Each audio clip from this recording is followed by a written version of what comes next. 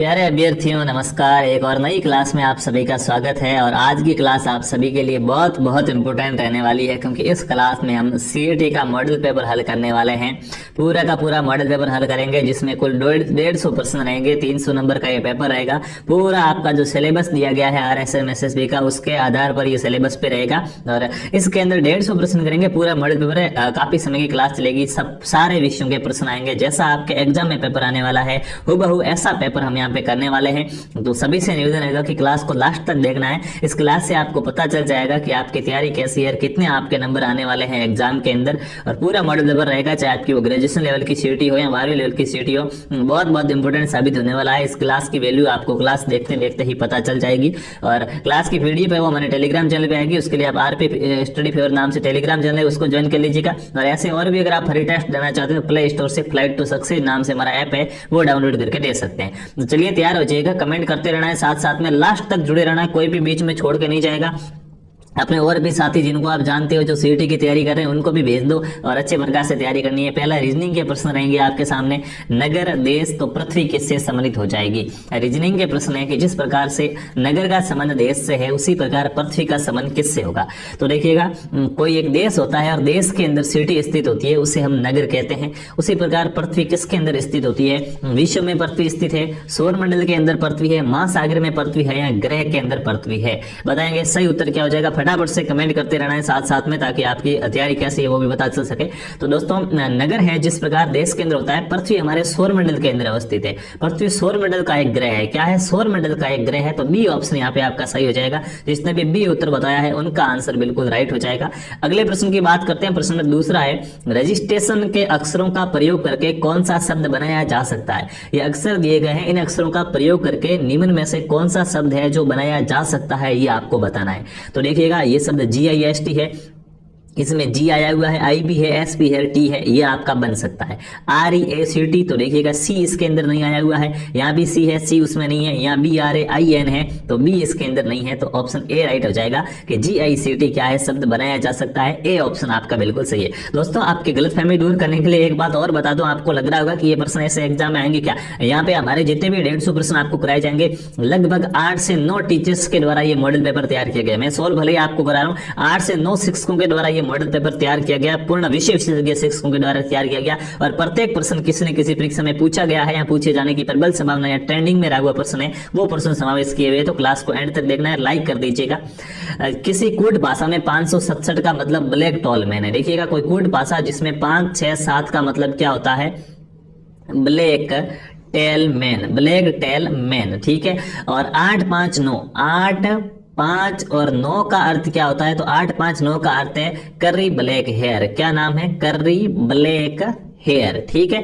तो आपसे और 1, 6, 7, 1, 6, 7 का अर्थ क्या है। 1, 6, 7 का अर्थ है फैट टॉल मैन, ठीक है। तो आपसे पूछा एक क्या दर्शाता है, एक क्या दर्शाता है वो आपको बताना। देखिएगा, पहले हम पता करेंगे, इसमें भी 5 आ रहा है, इसमें भी 5 आया, इसमें भी 5 आया। तो इन दोनों में कॉमन क्या आया, यहाँ भी ब्लैक आ रहा है, यहाँ भी ब्लैक आ रहा है। तो हमें ये तो पता चलेगा कि ब्लैक का कोड जो कितना है 5 है। उसके बाद देखिएगा, इसके अंदर भी 6 आ रहा है, इसके अंदर भी 6 आ रहा है। तो हमें एक चीज पता चलेगी, दोनों में कॉमन क्या आ रहा है। तो इधर देखिएगा, कररी ब्लैक हेयर आ रहा है, इधर आ रहा है फैट टॉल मैन, ठीक है। 6 किसके अंदर दे रखे, देखिएगा 5, 6, 7 में आ रहा ब्लैक टॉल मैन, इसके अंदर आ रहा है ब्लैक टॉल मैन, और इसमें आ रहा है फैट टॉल मैन। तो टॉल दोनों में कॉमन आ रहा है, इसमें 6 कॉमन है, तो टॉल का हो गया 6। अब पीछे रहा है, देखिएगा 6 का टॉल होता है, 7 का कॉमन क्या हो जाएगा, ये हमें यहाँ से पता करना होगा। तो देखिएगा 7 में वापस इन दोनों के अंदर, दोनों में 7 आ रहे हैं, तो कॉमन क्या आ रहा है, मैन हो जाएगा 1 का, ठीक है। पीछे 1 रहा है, तो 1 का यहाँ पे कोड हमें मिल गया है कि फैट हो रहा है। क्या हो रहा है, फैट हो रहा है। तो डी ऑप्शन आपका यहाँ पे राइट हो जाएगा। जिसने भी फैट बताया वो राइट है। डी वाले क्या हो जाएंगे, सही ऑप्शन हो जाएगा। अगला प्रश्न आपके सामने है, श्रृंखला में प्रश्नवाचक चिन्ह के स्थान पर आने वाला उपयुक्त विकल्प चुनिएगा। एक आपको श्रृंखला दी गई है, इस श्रृंखला के अंदर प्रश्नवाचक चिन्ह के स्थान पर कौन सा विकल्प आएगा वो आपको चयन करना है। 6F, 8G, 12I और 18L। देखिएगा ये किस प्रकार से हो रहा है, आप समझ गए होंगे। F के बाद G आया, G के बाद H को छोड़ दिया, I आया, I के बाद J, K को छोड़ दिया और L आया। मतलब पहले 1 को छोड़ा, फिर 2 को छोड़ा है, ठीक है। तो अब की बार 3 को छोड़ेंगे, L के बाद M, एन और ओ तीनों को छोड़ देंगे तो क्या आ जाएगा, पी आ जाएगा। एम एन ओ तीनों को छोड़ेंगे तो पी आएगा। इतना तो हमें पता चल गया, मतलब पी ऑप्शन एक के अंदर ही दे रखा है डी में, तो सीधा आप डी टिक मार सकते हो।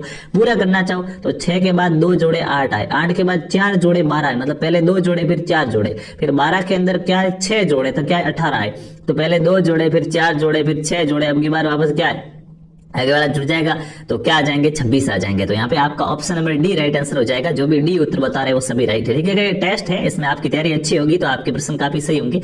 और तैयारी अगर प्रश्न काफी सही नहीं हो रहे तो दोस्तों आपको तैयारी करने की जरूरत है, रेगुलर क्लासेस लीजिएगा, अच्छे प्रकार से तैयारी कीजिएगा।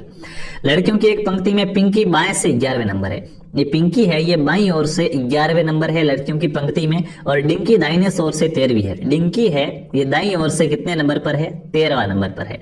सीमा पिंकी के दाएं से दूसरी है।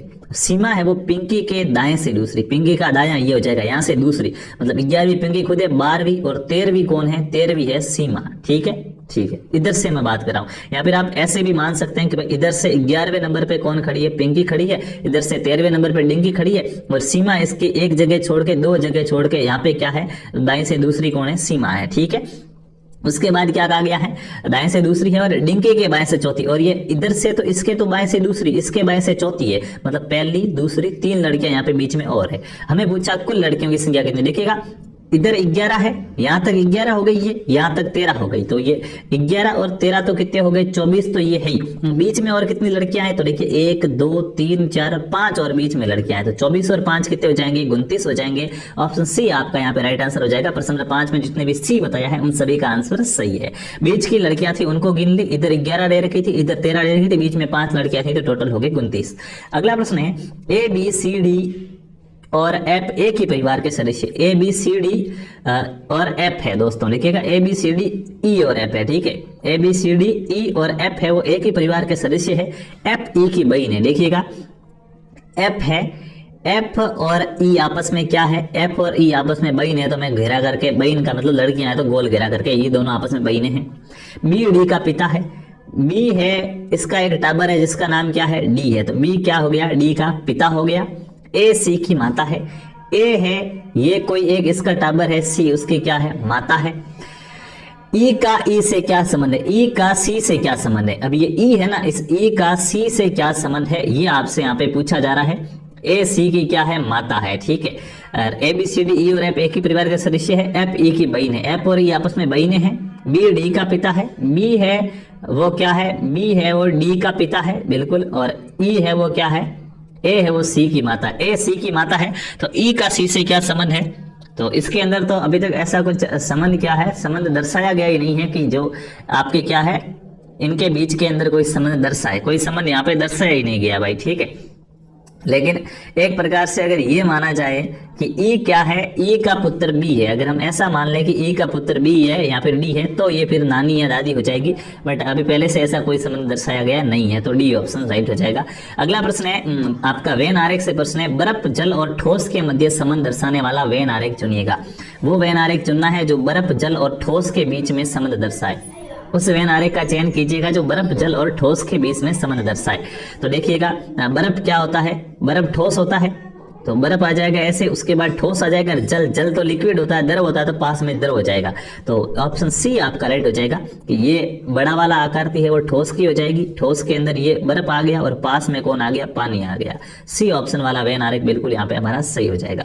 अगला प्रश्न है, पोस्ट ऑफिस स्कूल के पूर्व में है, ये यहाँ पे कोई स्कूल है, क्या है, स्कूल है, इस स्कूल के पूर्व में नहीं, इस तरफ क्या है, पोस्ट ऑफिस है, तो मैंने पी लिख दिया। स्कूल के पूर्व में पोस्ट ऑफिस है, जबकि मेरा घर स्कूल के दक्षिण में, जबकि घर है वो स्कूल है दक्षिण नीचे है, तो यहाँ पे दक्षिण के अंदर घर है, तो मैंने घर को होम कहेंगे तो एच लिख दिया। ठीक है, दक्षिण के अंदर क्या है, दक्षिण के अंदर घर है।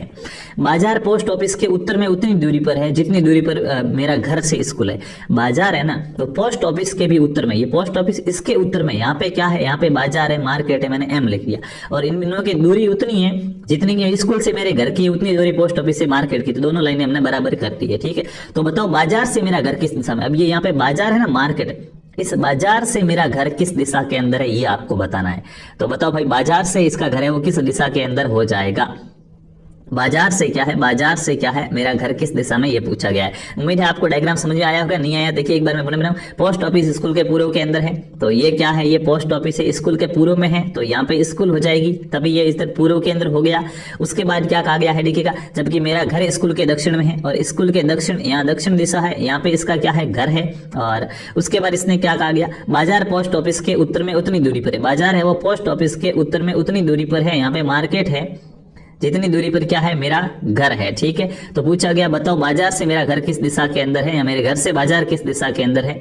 तो देखिएगा इसके घर से बताओ बाजार से मेरा घर किस दिशा में है, बाजार मेरे घर से किस दिशा में है। ठीक है, बाजार घर से किस दिशा में है, बाजार घर से किस दिशा में, तो ये इसका घर कहाँ पे है, घर यहाँ पे है, और यहाँ से बाजार, ये वाली बाजार किस दिशा के अंदर है, देखो ये वाली कौन सी दिशा, उत्तर दिशा, ये वाली कौन सी दिशा, पूर्व दिशा, इसके बीच में आ रही है ये, तो बीच वाली दिशा को कहेंगे उत्तर पूर्व। डी ऑप्शन यहाँ पे आपका सही हो जाएगा, जिसने भी डी बताया उन सभी का उत्तर सही हो जाएगा।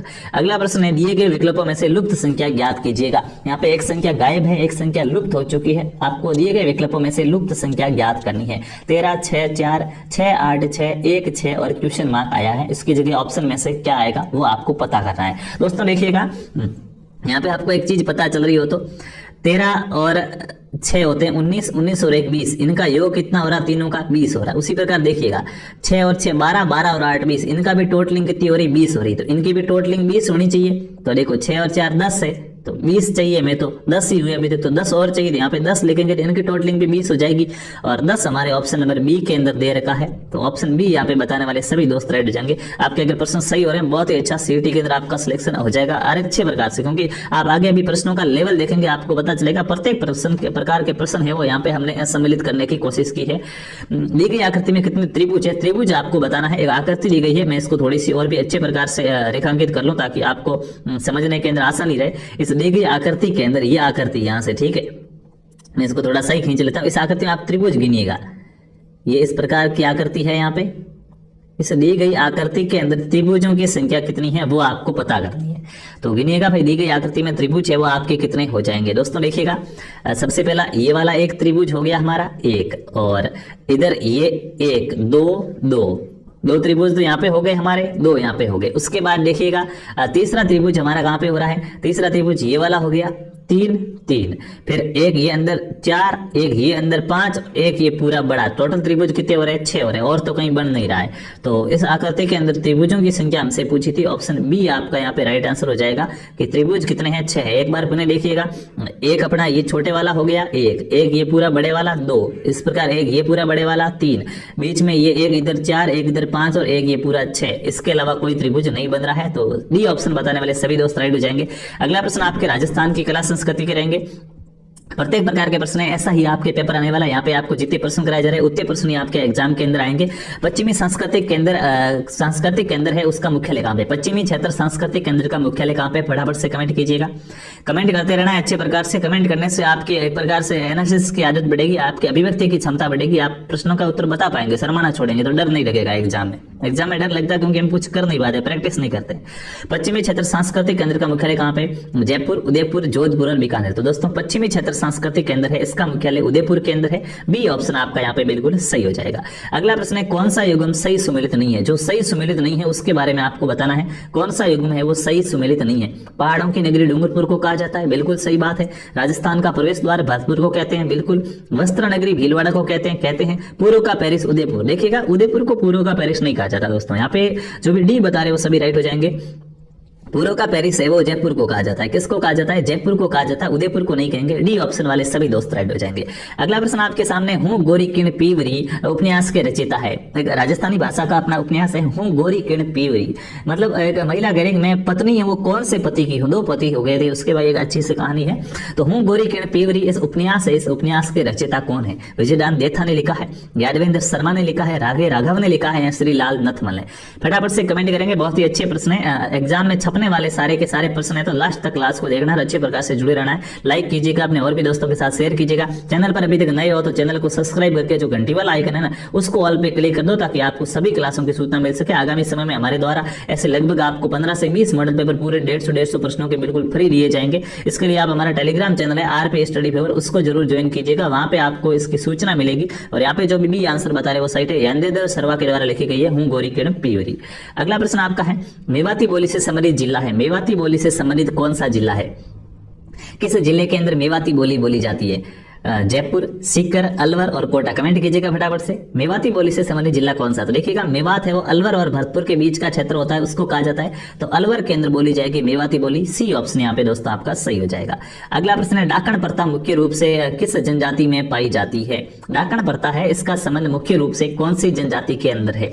भील एवं मीणा में, कालबेलिया एवं मीणा में पाई जाती है डाकण प्रथा, सहरिया एवं गरासिया में पाई जाती है, या सांसी व राजपूत में पाई जाती है? डाकण प्रथा का संबंध है वो कौन सी जनजाति से हो जाएगा?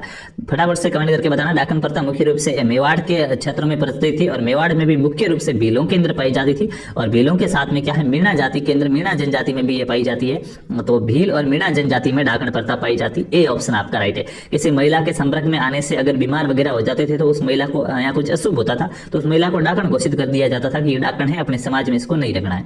अगला प्रश्न है, टोंटी नामक आभूषण शरीर के किस भाग में पहना जाता है? टोंटी नामक आभूषण है ये हमारे शरीर के कौन से भाग में पहना जाता है? कमेंट कीजिएगा। टोंटी नामक आभूषण शरीर के किस भाग में पहना जाता है? नाक में पहनते हैं, हाथ में पहनते हैं, कमर में पहनते हैं, या कान में पहनते हैं? टोंटी नामक आभूषण शरीर के किस भाग में पहना जाता है? तो डी ऑप्शन बताने वाले सभी राइट हो जाएंगे। टोंटी है वो कान में पहना जाने वाला एक आभूषण है।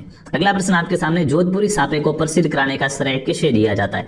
जोधपुरी सापा है वो पूरे विश्व भर में प्रसिद्ध है। जोधपुर का कोट और जोधपुर का सापा, मेवाड़ की पगड़ी, ये कुछ ऐसी चीजें हैं जो पूरे विश्व भर के अंदर प्रसिद्ध है, अंतरराष्ट्रीय स्तर पर प्रसिद्ध है।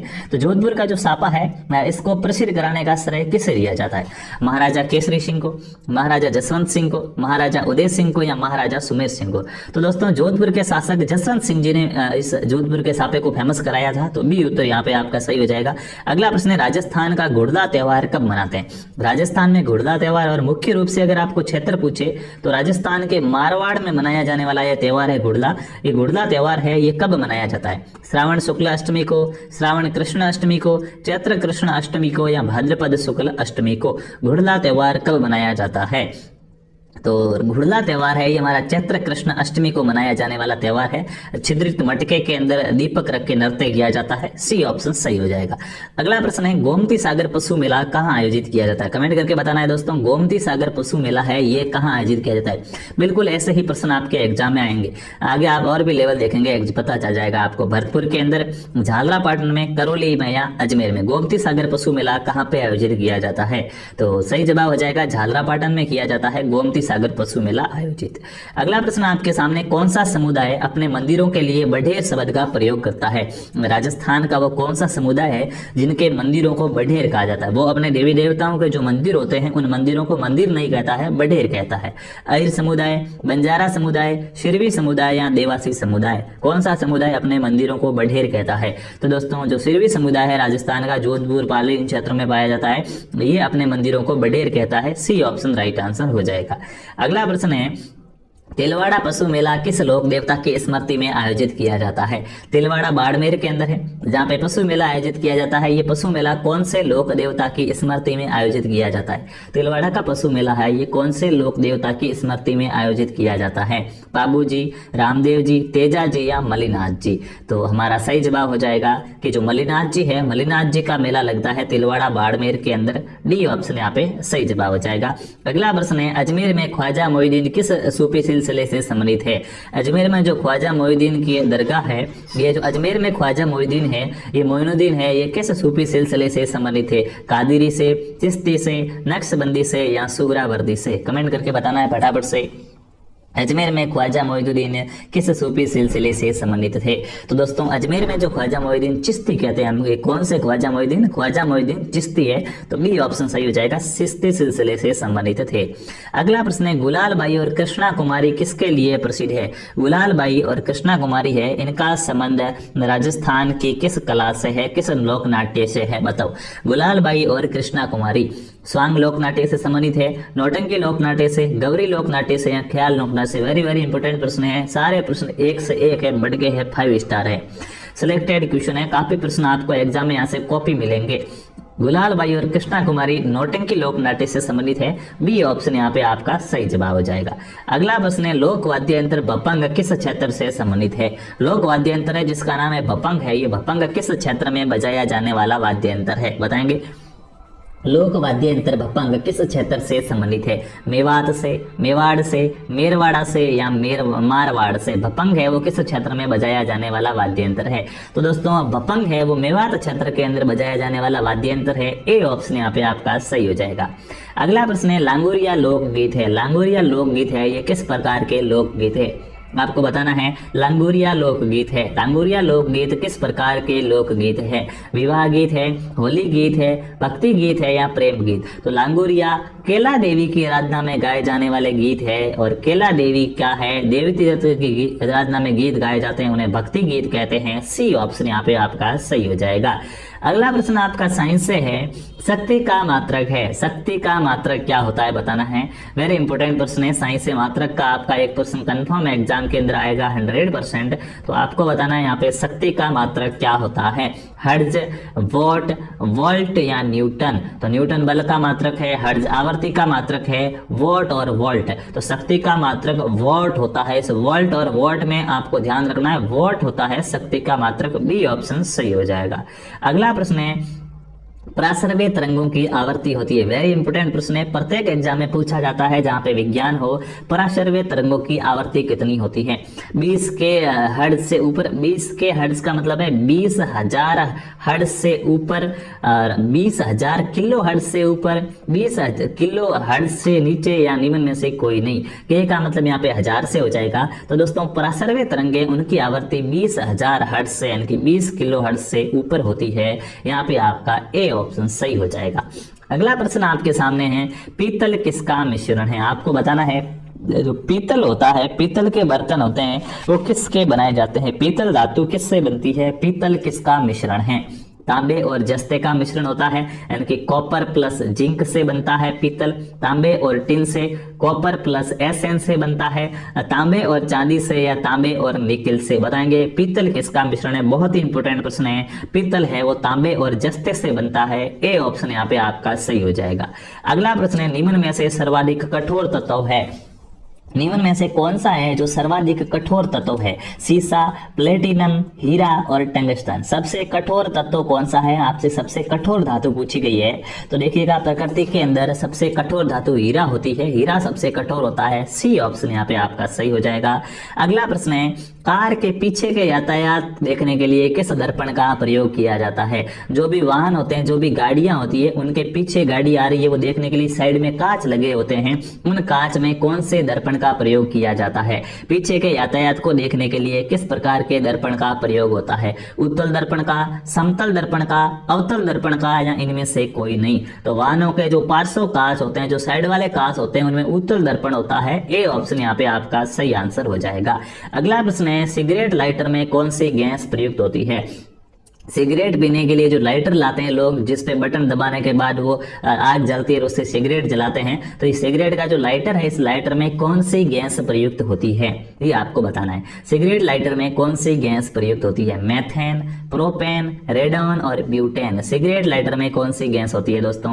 ब्यूटेन गैस पाई जाती है, डी ऑप्शन यहाँ पे आपका सही हो जाएगा। अगला प्रश्न है, कवकों के विषय के संबंध में असत्य कथन है। नहीं है कि साइंस सरल भी है, साइंस के कुछ प्रश्न बहुत अच्छे प्रकार के आ सकते हैं, जैसा हमने वनपाल और वनरक्षक की परीक्षाओं में देखा है, तो उनसे सबक लेते हुए कुछ प्रश्न आपके साइंस के ऐसे भी आएंगे कि कवकों के विषय में असंगत का मतलब गलत बात कौन सी है?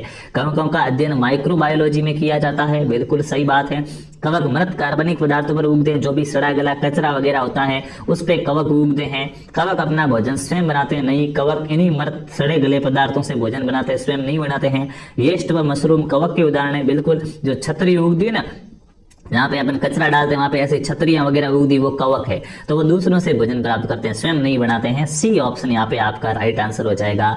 अगला प्रश्न है, श्वसन किस प्रकार की क्रिया है? श्वसन है हम श्वास को अंदर लेते हैं और बाहर छोड़ते हैं, तो ये किस प्रकार की क्रिया है? अपचायक क्रिया है, ऑक्सीकरण क्रिया है, जल अपघटक क्रिया है, या अमोनीकरण क्रिया है? श्वसन श्वास लेना किस प्रकार की क्रिया है? हम श्वास में ऑक्सीजन गैस लेते हैं और कार्बन डाइऑक्साइड गैस है वो बाहर छोड़ते हैं, तो ये ऑक्सीकरण क्रिया है। कैसी क्रिया है? ऑक्सीकरण क्रिया है। बी ऑप्शन बताने वाले सभी सही हो जाएंगे। अगला प्रश्न है, रक्तदाब मापने के लिए किस उपकरण का प्रयोग किया जाता है?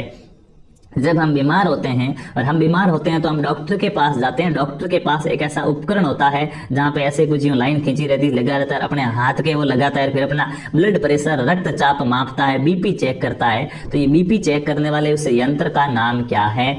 स्टेथोस्कोप तो कानों में डालने वाला यंत्र होता है जिससे हमारी हृदय की धड़कन सुनते हैं। स्पिग्नोमेनोमीटर तो बिल्कुल स्पिग्नोमेनोमीटर है, इसके द्वारा रक्तचाप का मापन किया जाता है। बी ऑप्शन राइट हो जाएगा। इलेक्ट्रोकार्डियोग्राफ है, ये हृदय से संबंधित होता है, तो बी ऑप्शन बताने वाले सभी राइट हो गए। अगला प्रश्न है, ऊर्जा प्रदान करने वाला पोषक तत्व है, तो कौन सा पोषक तत्व है जो ऊर्जा प्रदान करता है? कमेंट करके बताना है। ऊर्जा प्रदान करने वाला पोषक तत्व है। कार्बोहाइड्रेट से हमें ऊर्जा मिलती है, प्रोटीन से ऊर्जा मिलती है, खनिज से ऊर्जा मिलती है, या विटामिन से ऊर्जा मिलती है? तो हमारे शरीर को जो ऊर्जा है वो कार्बोहाइड्रेट से मिलती है, उसके बाद वसा से ऊर्जा मिलती है। तो यहाँ पे आपका ए ऑप्शन राइट हो जाएगा। कार्बोहाइड्रेट और वसा है जो हमें ऊर्जा प्रदान करते हैं। ए ऑप्शन आपका सही हो जाएगा। अगला प्रश्न आपके भारतीय कल्चर और भारत का जो भूगोल आपके सिलेबस के अंदर, तो भारत के भूगोल के प्रश्न है। प्रत्येक विषय के प्रश्न मिलेंगे आपको सारे। राजस्थान का भूगोल, पॉलिटी हो गई, कला संस्कृति हो गई, इतिहास हो गया राजस्थान का, इकोनॉमी के, करंट अफेयर के, गणित के, हिंदी के, अंग्रेजी के सारे प्रश्न आपको इस क्लास में मिलने वाले हैं। तो क्लास को लाइक नहीं किया तो फिर लाइक कर दीजिएगा और चैनल को सब्सक्राइब भी जरूर कीजिएगा। और यहाँ पे है, किस भारतीय राज्य को 5 नदियों की भूमि के रूप में जाना जाता है? वो कौन सा भारतीय राज्य है दोस्तों जिसको 5 नदियों की भूमि कहा जाता है? 5 नदियों की भूमि के रूप में जाना जाने वाला राज्य है हरियाणा, उत्तर प्रदेश, पंजाब या जम्मू कश्मीर? तो पंजाब राज्य है जिसको 5 नदियों की भूमि कहा जाता है। सी ऑप्शन यहाँ पे आपका सही हो जाएगा। अगला प्रश्न आपके सामने, जनसंख्या अनुपात किसे कहते हैं? भारत के भूगोल से प्रश्न है, जनसंख्या अनुपात किसे कहा जाता है? ये राजस्थान पुलिस कांस्टेबल में पूछा गया प्रश्न है, इसलिए हो सकता है आपके सीटी में भी पूछे। तो जनसंख्या के 5 घटकों की तुलना करना जनसंख्या अनुपात कहलाता है। जनसंख्या के 2 घटकों के बीच के संतुलन को जनसंख्या अनुपात कहते हैं। जनसंख्या डेटा से असंबंधित घटकों को जनसंख्या अनुपात कहते हैं, या जनसंख्या घनत्व के आंकलन को जनसंख्या घनत्व कहते हैं। तो जनसंख्या का जो अनुपात है दोस्तों, जनसंख्या के 2 घटकों के बीच का जो संतुलन होता है वही क्या है? अनुपात कहलाता है। बी ऑप्शन सही हो जाएगा। अगला प्रश्न है, भारत में सर्वाधिक लिंगानुपात वाला राज्य है। भारत में सर्वाधिक लिंगानुपात है वो कौन से राज्य का है? राजस्थान, बिहार, केरल और बंगाल? राजस्थान, बिहार, केरल और बंगाल। तो राजस्थान का तो सबसे ज्यादा है नहीं। यहाँ तो भाई एक नेताजी चुनाव में प्रचार करने गए और किसी से पूछा, मीडिया वाले ने उसके बीकानेर साइड का कोई था, बड़ा माइक लगाया कि बोलो आपके यहाँ पे क्या कमी है, क्या नेता को काम करना चाहिए? तो कमी कुछ नहीं है, हमारे ये सो रहे हैं, ये रंड में घूम रहे हैं, इनके आप लुगाई ला के दे दो और हमें कुछ नहीं चाहिए। 40-50 लड़के हैं, तो वो वाली बात है। राजस्थान में लिंगानुपात का, लिंगानुपात सबसे ज्यादा केरल के अंदर है। कहाँ पर है? केरल में है। डी ऑप्शन यहाँ पे आपका सही जवाब हो जाएगा।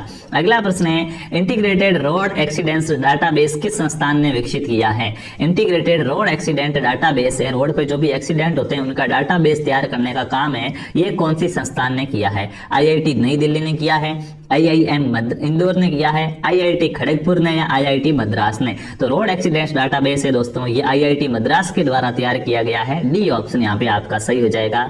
अगला प्रश्न है, निम्न में से कौन सा भारतीय राज्य सर्वाधिक चीनी उत्पादित करता है? किस भारतीय राज्य के अंदर सबसे ज्यादा चीनी का उत्पादन किया जाता है?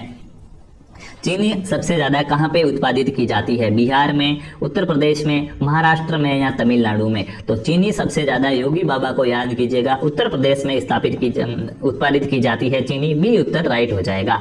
अगला प्रश्न है, भारत में सर्वप्रथम कौन सा उद्योग शुरू हुआ? जब उद्योगों की शुरुआत हुई थी, जो भारत के अंदर सबसे पहले कौन सा उद्योग शुरू हुआ था, ये आपको बताना है। भारत में सर्वप्रथम कौन सा उद्योग शुरू हुआ? कपड़ा उद्योग, लोहा उद्योग, जूट उद्योग या संगमरमर उद्योग? बताएंगे दोस्तों भारत में सबसे पहले कौन सा उद्योग शुरू हुआ? कमेंट करके बताना है क्लास में, साथ साथ में कमेंट्स करते रहना है। और आपने अपने और भी दोस्तों को नहीं जोड़ा है तो उन्हें भी जोड़ दीजिएगा, क्लास बहुत ही महत्वपूर्ण रहने वाली है। और भारत में सबसे पहले उद्योगों की शुरुआत कपड़ा उद्योग से हुई थी, सूती वस्त्र उद्योग हुआ था। कौन सा हुआ था? सूती वस्त्र उद्योग। तो ए ऑप्शन सही हो जाएगा। अगला प्रश्न है लिग्नाइट कोयले के भंडार किस राज्य में सर्वाधिक है? कोयला कई प्रकार का होता है जिसमें से एक लिग्नाइट किस्म का कोयला होता है। लिग्नाइट किस्म के कोयले के भंडार है वो सबसे ज्यादा कौन से राज्य में है? गुजरात में, झारखंड में, राजस्थान में या बिहार में? लिग्नाइट कोयले के सबसे ज्यादा भंडार कहाँ पे है ये आपसे पूछा जा रहा है, तो कमेंट करेंगे। लिग्नाइट कोयला अपने राजस्थान के अंदर सबसे ज्यादा होता है। सी ऑप्शन यहाँ पे आपका सही हो जाएगा।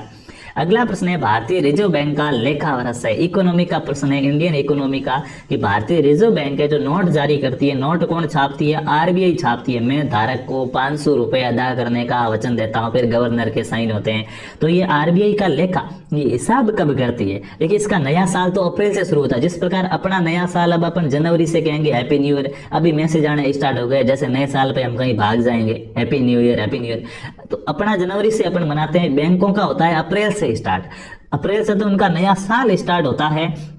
और जो उनका हिसाब वगैरह होता है ना, वो हिसाब होता है जून जुलाई में। लेखा वर्ष कौन सा होता है? लेखा वर्ष हमेशा जुलाई जून होता है, जून जुलाई वाला। तो बी ऑप्शन यहाँ पे आपका दोस्तों सही हो जाएगा। बहुत ही अच्छा प्रश्न है। अगला प्रश्न है जीडीपी का पूरा नाम है। जीडीपी का पूरा नाम क्या होता है बताओ? इकोनॉमी का प्रश्न है, जीडीपी का पूरा नाम क्या है? ग्रेट डोमेन पॉजिटिविटी, सकल घरेलू प्रोसेज, सकल घरेलू उत्पाद या सरकारी घरेलू उत्पाद? दो जो यहाँ पे क्या हो जाएगा, ग्रॉस डोमेस्टिक प्रोडक्ट होता है, यानी कि सकल घरेलू उत्पाद। जीडीपी का पूरा नाम क्या हो जाएगा? सकल घरेलू उत्पाद। जिसने भी सी ऑप्शन बताया उनका आंसर बिल्कुल सही है। बहुत ही अच्छा, आपके प्रश्न सही हो रहे हैं। अगला है भारत में एकमात्र सक्रिय ज्वालामुखी बेरेन द्वीप कहाँ स्थित है? भारत का एकमात्र जो सक्रिय ज्वालामुखी है, लावा निकलता है जहां से, ये भारत का एकमात्र सक्रिय ज्वालामुखी बेरेन द्वीप है। ये बेरेन द्वीप कहाँ पे है ये आपको बताना है। अंडमान द्वीप समूह में है, निकोबार द्वीप समूह में है, लक्षद्वीप में है या मिनिकॉय के अंदर है? एकमात्र सक्रिय ज्वालामुखी बेरेन द्वीप कहाँ पे है? तो बेरेन द्वीप हमारा अंडमान द्वीप समूह के अंदर है। ए ऑप्शन बताने वाले सभी सही हो जाएंगे। अगला प्रश्न है मांजुली द्वीप किस राज्य में स्थित है? बताओ भाई, सभी को आना चाहिए। बहुत ही अच्छा प्रश्न है, इंपॉर्टेंट प्रश्न है, एग्जाम में आने वाला प्रश्न है। मांजुली द्वीप है ये किस राज्य के अंदर स्थित है? मांजुली द्वीप अरुणाचल प्रदेश में है, असम में है, त्रिपुरा में है या आंध्र प्रदेश में है? मांजुली द्वीप है ये किस राज्य के अंदर स्थित है? कमेंट करके बताएंगे मांजुली द्वीप किस राज्य में है।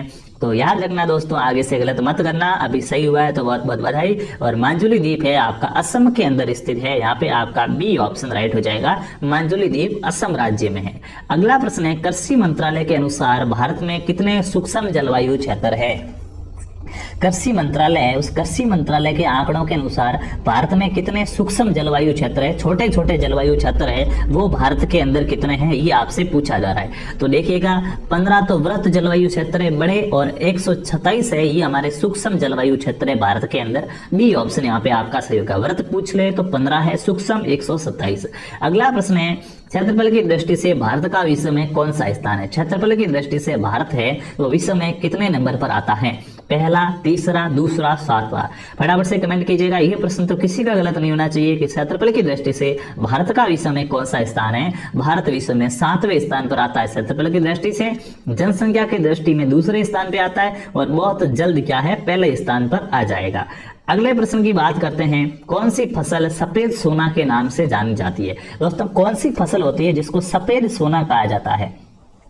श्वेत स्वर्ण कहा जाता है। कौन सी फसल है जिसको सफेद स्वर्ण कहा जाता है कि ये तो क्या है सफेद सोना है? गेहूं, मक्का, कपास या गन्ना? कमेंट कीजिएगा फटाफट से। कौन सी फसल को सफेद सोना कहा जाता है? बहुत ही अच्छा, कपास की फसल है उसको क्या कहा जाता है? सफेद सोना कहा जाता है। अगला प्रश्न नंबर 50 है, पेरियार टाइगर रिजर्व किस राज्य में स्थित है? आपको बताना है। पेरियार टाइगर रिजर्व है वन्य अभ्यारण्य और राष्ट्रीय उद्यानों से संबंधित प्रश्न है। पेरियार टाइगर रिजर्व है ये कौन से राज्य के अंदर स्थित है? बताओ। पेरियार टाइगर रिजर्व कौन से राज्य में स्थित है? तेलंगाना में, तमिलनाडु में, केरल में या उत्तराखंड में? पेरियार टाइगर रिजर्व कहाँ पे है? तो आप सभी को पता होना चाहिए। पेरियार टाइगर रिजर्व है ये केरल के अंदर है। सी ऑप्शन यहाँ पे आपका सही हो जाएगा। अगला प्रश्न है आपका, राजभाषा किसे कहते हैं? देखिएगा ये हिंदी के प्रश्न है। हिंदी में आपके इस विशेष रूप से ध्यान रखना, सिलेबस देखना, राजभाषा का सिलेबस है। हम संधि संज्ञा सर्वनाम पढ़ के चले जाते हैं, राजभाषा पढ़ के जाना है। उसके साथ साथ पत्र लेखन दिया हुआ है, पत्र लेखन से प्रश्न आएंगे। पत्र कैसे लिखा जाता है, परिभाषिक शब्दावली दी हुई है, कुछ इंग्लिश के शब्द आएंगे जो आपको हिंदी में बताने होंगे। तो ये चीजें नए टॉपिक जुड़े, इनको जरूर पढ़ना। और यहाँ पे राजभाषा किसे कहते हैं, जिसका प्रयोग राजा करता है, जिसमें साहित्य लिखा जाता है, जिसका क्षेत्र सारा राष्ट्र होता है, जिसका प्रयोग सरकारी कामकाज में होता है। तो बिल्कुल वो भाषा जिसका काम सरकारी कामकाज में होता है उसे राजभाषा कहा जाता है। डी ऑप्शन बताने वाले सभी यहाँ पे सही हो जाएंगे। अगले प्रश्न की बात करते हैं, हिंदी की लिपि कौन सी है। हमारी जो हिंदी भाषा है, हिंदी के प्रश्न आए हैं। अब आपके हिंदी की जो लिपि है उस लिपि का नाम क्या है, सारे विषयों के प्रश्न आएंगे। लास्ट तक जुड़े रहना है, बहुत ही अच्छे प्रकार से हम करने वाले हैं। हिंदी की लिपि कौन सी है, रोमन है, देवनागरी है, गुरुमुखी है या फारसी है। तो हमारी जो हिंदी भाषा है, इस हिंदी भाषा की लिपि देवनागरी लिपि है। बी ऑप्शन यहाँ पे आपका सही हो जाएगा। अगला प्रश्न है, किस क्रम में पार्श्विक व्यंजन है। किस ऑप्शन के अंदर पार्श्विक व्यंजन लिखा हुआ है ये आपको बताना है। किस क्रम में पार्श्विक व्यंजन है, ट, ठ, ल या च। पार्श्विक का मतलब हम जीवा से जब उसका उच्चारण करते हैं तो पास से साइड से बोला जाता है, जीवा टच हो जाती है, हवा निकलती साइड से। तो देखो आप ल बोलो, ल बोलते ही ऊपर हमारी जीबान चिप जाती है, साइड से ल निकलता है। तो ल पार्श्विक के अंदर आएगा। सी ऑप्शन यहाँ पे आपका सही जवाब है। अगला प्रश्न है, निम्न में से कौन सा शब्द है वो संधि शब्द नहीं है। इसके अंदर संधि नहीं हुई है ये आपको बताना है। कौन सा शब्द है वो संधि शब्द नहीं है। ये गुरुपदेश है, ये छठ मूर्ति है, उच्च संकल है या मिष्टान। कौन से शब्द के अंदर संधि नहीं होती है, किस शब्द में संधि नहीं हुई है। तो गुरुधन उपदेश, गुरुपदेश, छठ मूर्ति होता है, उच्च संकल होता है, मिष्टान में कोई संधि नहीं होती है। जो मिष्टान हम लिखते हैं इसके अंदर कोई संधि नहीं होती है। डी ऑप्शन यहाँ पे आपका सही हो जाएगा। अगले प्रश्न की बात करते हैं, साधवा चरण शब्द का संधि विच्छेद किस क्रम में है। बताओ, साधवा चरण शब्द है, इसका संधि विच्छेद है वो कौन से क्रम के अंदर लिखा गया है, कमेंट करके बताना है। साधवा चरण शब्द का संधि विच्छेद किस क्रम में है। साध धन चरण से बनता है साधवा चरण, साधव धन चरण से बनता है, साधु धन आचरण से बनता है या साध धन आचरण से बनता है। तो साधवा चरण है, साधु धन आचरण से दोस्तों बनता है साधवा चरण। सी ऑप्शन यहाँ पे आपका सही हो जाएगा। जिसने भी सी बताया प्रश्न बिल्कुल सही है। किस क्रम में उपसर्ग का सही प्रयोग हुआ है। किस शब्द के अंदर उपसर्ग का सही प्रयोग नहीं हुआ। आपसे पूछा क्या उपसर्ग का सही प्रयोग नहीं हुआ, यानी कि किस में उपसर्ग गलत दिया हुआ है। ये कह रहा है कि दुर्योधन में दु उपसर्ग होता है, निराकरण में निर होता है, निलंबन में नी होता है, अपहरण में अप उपसर्ग होता है। तो कौन सा गलत है कि सही लिखा हुआ नहीं है, कमेंट करके बताएंगे किस में उपसर्ग का प्रयोग सही नहीं हुआ है। तो देखिएगा, दुर्योधन में दुर उपसर्ग होता है, दूर नहीं होता। दुर्धन योधन, दुर्योधन होता है जो बुरा युद्ध लेके आया था। तो ए ऑप्शन राइट हो जाएगा। यहाँ पे दुर्योधन के अंदर क्या है, सही उपसर्ग का प्रयोग नहीं हुआ है। अगला प्रश्न है, अभी उपसर्ग किस अर्थ में प्रयुक्त होता है। अभी उपसर्ग है, इस अभी उपसर्ग का अर्थ क्या होता है ये आपसे पूछा गया। अभी उपसर्ग जब किसी शब्द के साथ जुड़ता है, शब्द के आगे जुड़ता है तो अर्थ क्या रहता है, किसका अर्थ निकलता है अभी उपसर्ग में। जैसे अभिमुख शब्द होता है एक अभिमुख, तो अभिमुख का मतलब होता है मेरे मुख के सामने। तो मुख के सामने, अभी ने किसका अर्थ दिया, सामने का अर्थ दिया है। तो क्या हो जाएगा, अपवाद या विपरीत। सामने पास विशेष, नीचा बुराहीन, पीछे सामने। तो पीछे का अर्थ नहीं देता है, ये सामने पास या विशेष का अर्थ देता है। यहाँ पे आपका राइट आंसर क्या हो जाएगा, बी। जैसे अभिवादन करते हैं, विशेष वादन करते हैं, आपका स्वागत करते हैं। बी ऑप्शन सही हो जाएगा। अगला प्रश्न है, पुराण में एक प्रत्यय लगाने से कौन सा शब्द बनता है। एक शब्द है हमारे पास पुराण, इसके अंदर जब एक प्रत्यय लगाया जाएगा तो कौन सा शब्द बनेगा ये आपको बताना है। पुराण में एक प्रत्यय लगाने पर कौन सा शब्द बनता है, पुराणिक, पुराणिक, पौराणिक या पौराणिक। देखिए हिंदी के अंदर है ना, मात्राएं ध्यान से देखना, आपको कंफ्यूज करने के लिए ये दोनों एक जैसे, ये तो पौराणिक है, ये पौराणिक है। तो गलती से आप एग्जाम में जल्दबाजी में ऊपर वाला टिक करके मत आना, चारों ऑप्शन पढ़ने हैं। पौराणिक वाला हमारा सही ये लिखा हुआ है, पुराण धन एक से पौराणिक बनता है। अगले प्रश्न की बात करते हैं, त्रिनेत्र किस समास का उदाहरण है। त्रिनेत्र है, ये कौन से समास का उदाहरण है ये आपको बताना है। त्रिनेत्र शब्द के अंदर कौन सा समास है। कमेंट करके बताएंगे त्रिनेत्र शब्द के अंदर कौन सा समास है। अव्ययी भाव समास है, द्वंद्व समास है, बहुव्रीहि समास है या तत्पुरुष समास है। तो त्रिनेत्र 3 है, नेत्र जिसके भगवान शिव से संबंधित है। तीसरा अर्थ निकल रहा है, कौन सा समास होगा? बहुव्रीहि समास हो जाएगा। सी ऑप्शन सही हो जाएगा। अगला प्रश्न है, पृथ्वी का पर्यायवाची कौन है? पृथ्वी का पर्यायवाची कौन है आपको बताना है। पृथ्वी का पर्यायवाची कौन सा होता है? दिनकर, वसुंधरा, आत्मजा या गिरि? पृथ्वी का पर्यायवाची पूछा गया। फटाफट से दोस्तों कमेंट करेंगे पृथ्वी का पर्यायवाची कौन होता है। कमेंट करके बताना है पृथ्वी का पर्यायवाची कौन होता है। तो वसुंधरा क्या है? वसुंधरा पृथ्वी का पर्यायवाची होता है। बी ऑप्शन आपका सही हो जाएगा। अगला प्रश्न है, दूसरे की त्रुटियां खोजने वाला के लिए एक शब्द है। जो दूसरों की त्रुटियां खोजता है उसके लिए एक शब्द क्या कहलाता है? ऐसा व्यक्ति जो दूसरों की गलतियां निकालता है, दूसरों की त्रुटियां खोजता है, उसको एक शब्द में क्या कहेंगे? समीक्षक, समीक्षण, छिंद्रान्वेषण, छिंद्रान्वेषक। बताएंगे दूसरों की त्रुटियां खोजने वाले को एक शब्द में क्या कहा जाता है? तो समीक्षा करने वाला होता है समीक्षक। तो छिंद्रान्वेषण एक क्रिया है, जबकि छिंद्रान्वेषक पीछे किसी भी शब्द के पीछे क आए, क का मतलब करने वाला होता है। जैसे प्रदूषक आ गया, प्रदूषक किसे कहते हैं? जो प्रदूषण फैलाते हैं, तो प्रदूषण करने वाला प्रदूषक। उसी प्रकार छिंद्रान्वेषक यानी कि दूसरों की त्रुटियां खोजने वाला छिंद्रान्वेषक होगा। डी ऑप्शन आपका सही हो जाएगा। अगला प्रश्न है, किस कर्म में यथार्थ का विलोम है? यथार्थ का विलोम क्या होता है आपसे पूछा गया है। विलोम शब्द से प्रश्न है यथार्थ, ये अपन यथार्थ लिखते हैं ना, इस यथार्थ का विलोम क्या होता है बताओ। आदर्श, मिथ्या, कल्पित या सत्य? यथार्थ का विलोम क्या होता है? तो दोस्तों यथार्थ का विलोम होता है आदर्श। ए ऑप्शन यहाँ पे आपका सही हो जाएगा। अगला प्रश्न है, मरीचि और मरीचि शब्द युग्म का सही अर्थ होगा। दोस्तों सारे प्रश्न आपके सिलेबस को ध्यान में रख के बनाए हुए, एक से पढ़कर एक प्रश्न है, बहुत ही इंपॉर्टेंट है, एग्जाम में सीधे छपेंगे। इसलिए विशेष निवेदन है कि अपने दोस्तों को भी बताने ये प्रश्न ताकि उनका भी भला हो सके। क्लास को लाइक नहीं किया लाइक कीजिए, चैनल को सब्सक्राइब नहीं किया सब्सक्राइब कीजिए और ज्यादा से ज्यादा शेयर कीजिए। और विशेष निवेदन है क्लास को लास्ट तक देखना है ताकि आपका फायदा हो सके। मरीचि और मरीचि, तो देखिएगा जब मरीचि बड़ा होता है इसका मतलब सूर्य होता है। मरीचि, इस वाले मरीचि का मतलब सूर्य होगा, तो ये सूर्य हो जाएगा मरीचि, और किसी में है नहीं। और इस छोटी मरीचि का मतलब होता है किरण, तो ए ऑप्शन सही हो जाएगा। जब मरीचि इस प्रकार से लिखा जाए तो अर्थ किरण होता है, और जब बड़ा लिखा जाए तो होता है सूर्य। तो ए ऑप्शन बताने वाले सही हो जाएंगे। अगला प्रश्न है, के लिए हिंदी पारिभाषिक शब्द है। आपसे पूछा गया ऑथेंटिक, AUNTHE, ऑथेंटिक होता है ना, ऑथेंटिक। ऑथेंटिक के लिए क्या है? ऑथेंटिक को हिंदी में क्या कहा जाता है? ऑथेंटिक के लिए हिंदी में पारिभाषिक शब्द क्या है? पारिभाषिक शब्दावली आएगी आपके एग्जाम में। ऑथेंटिक का मतलब क्या होता है? सौंदर्य युक्त। हम कहते हैं ना कि ये किताब ऑथेंटिक है। ऑथेंटिक का मतलब क्या होता है? सही, प्रामाणिक या प्रमाणित।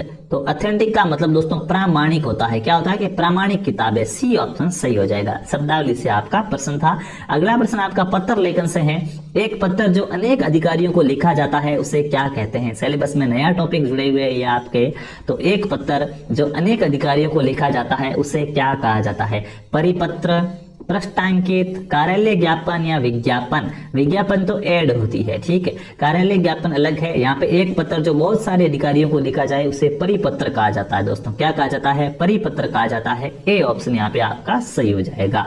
अगला प्रश्न आपके सामने राजस्थान के इतिहास से है। कालीबंगा शब्द का शाब्दिक अर्थ है। कालीबंगा शब्द का शाब्दिक अर्थ क्या होता है बताओ। आपके सिलेबस के अंदर कालीबंगा, बेरहाट, ये कुछ सभ्यताएं दे रखी है। तो कालीबंगा शब्द का अर्थ क्या होता है? काला पत्थर, जुता हुआ खेत, काली चूड़ियां या उपरोक्त सभी? तो देखिएगा जुता हुआ खेत मिला है कालीबंगा में, लेकिन अर्थ उसका जुता हुआ खेत नहीं है। अर्थ होता है काले रंग की चूड़ियां। कालीबंगा मतलब काले रंग की चूड़ियां। सी ऑप्शन सही हो जाएगा। अगला प्रश्न है, कीर्ति स्तंभ प्रशस्ति के रचयिता है। कीर्ति स्तंभ प्रशस्ति है, उसके रचयिता कौन है? शिलालेख और प्रशस्तियों से भी प्रश्न आएंगे। तो कीर्ति स्तंभ प्रशस्ति के रचयिता कौन है? सोमदेव, जैता, नापा या कवि अत्रि या अत्रि कवि? बताएंगे कीर्ति स्तंभ प्रशस्ति के रचयिता कौन है? फटाफट से कमेंट करना है। राजस्थान जीके के प्रश्न है, अपना ही जीके है, घबराने की बात ही नहीं है। कीर्ति स्तंभ प्रशस्ति है वो अत्रि कवि के द्वारा लिखी गई है। तो डी ऑप्शन यहाँ पे आपका सही हो जाएगा। अगला प्रश्न है, आई छत्रपुर किस जिले का प्राचीन नाम था? ये प्रश्न अभी वनपाल के एग्जाम में भी पूछा गया था और बहुत से एग्जाम में आएगा।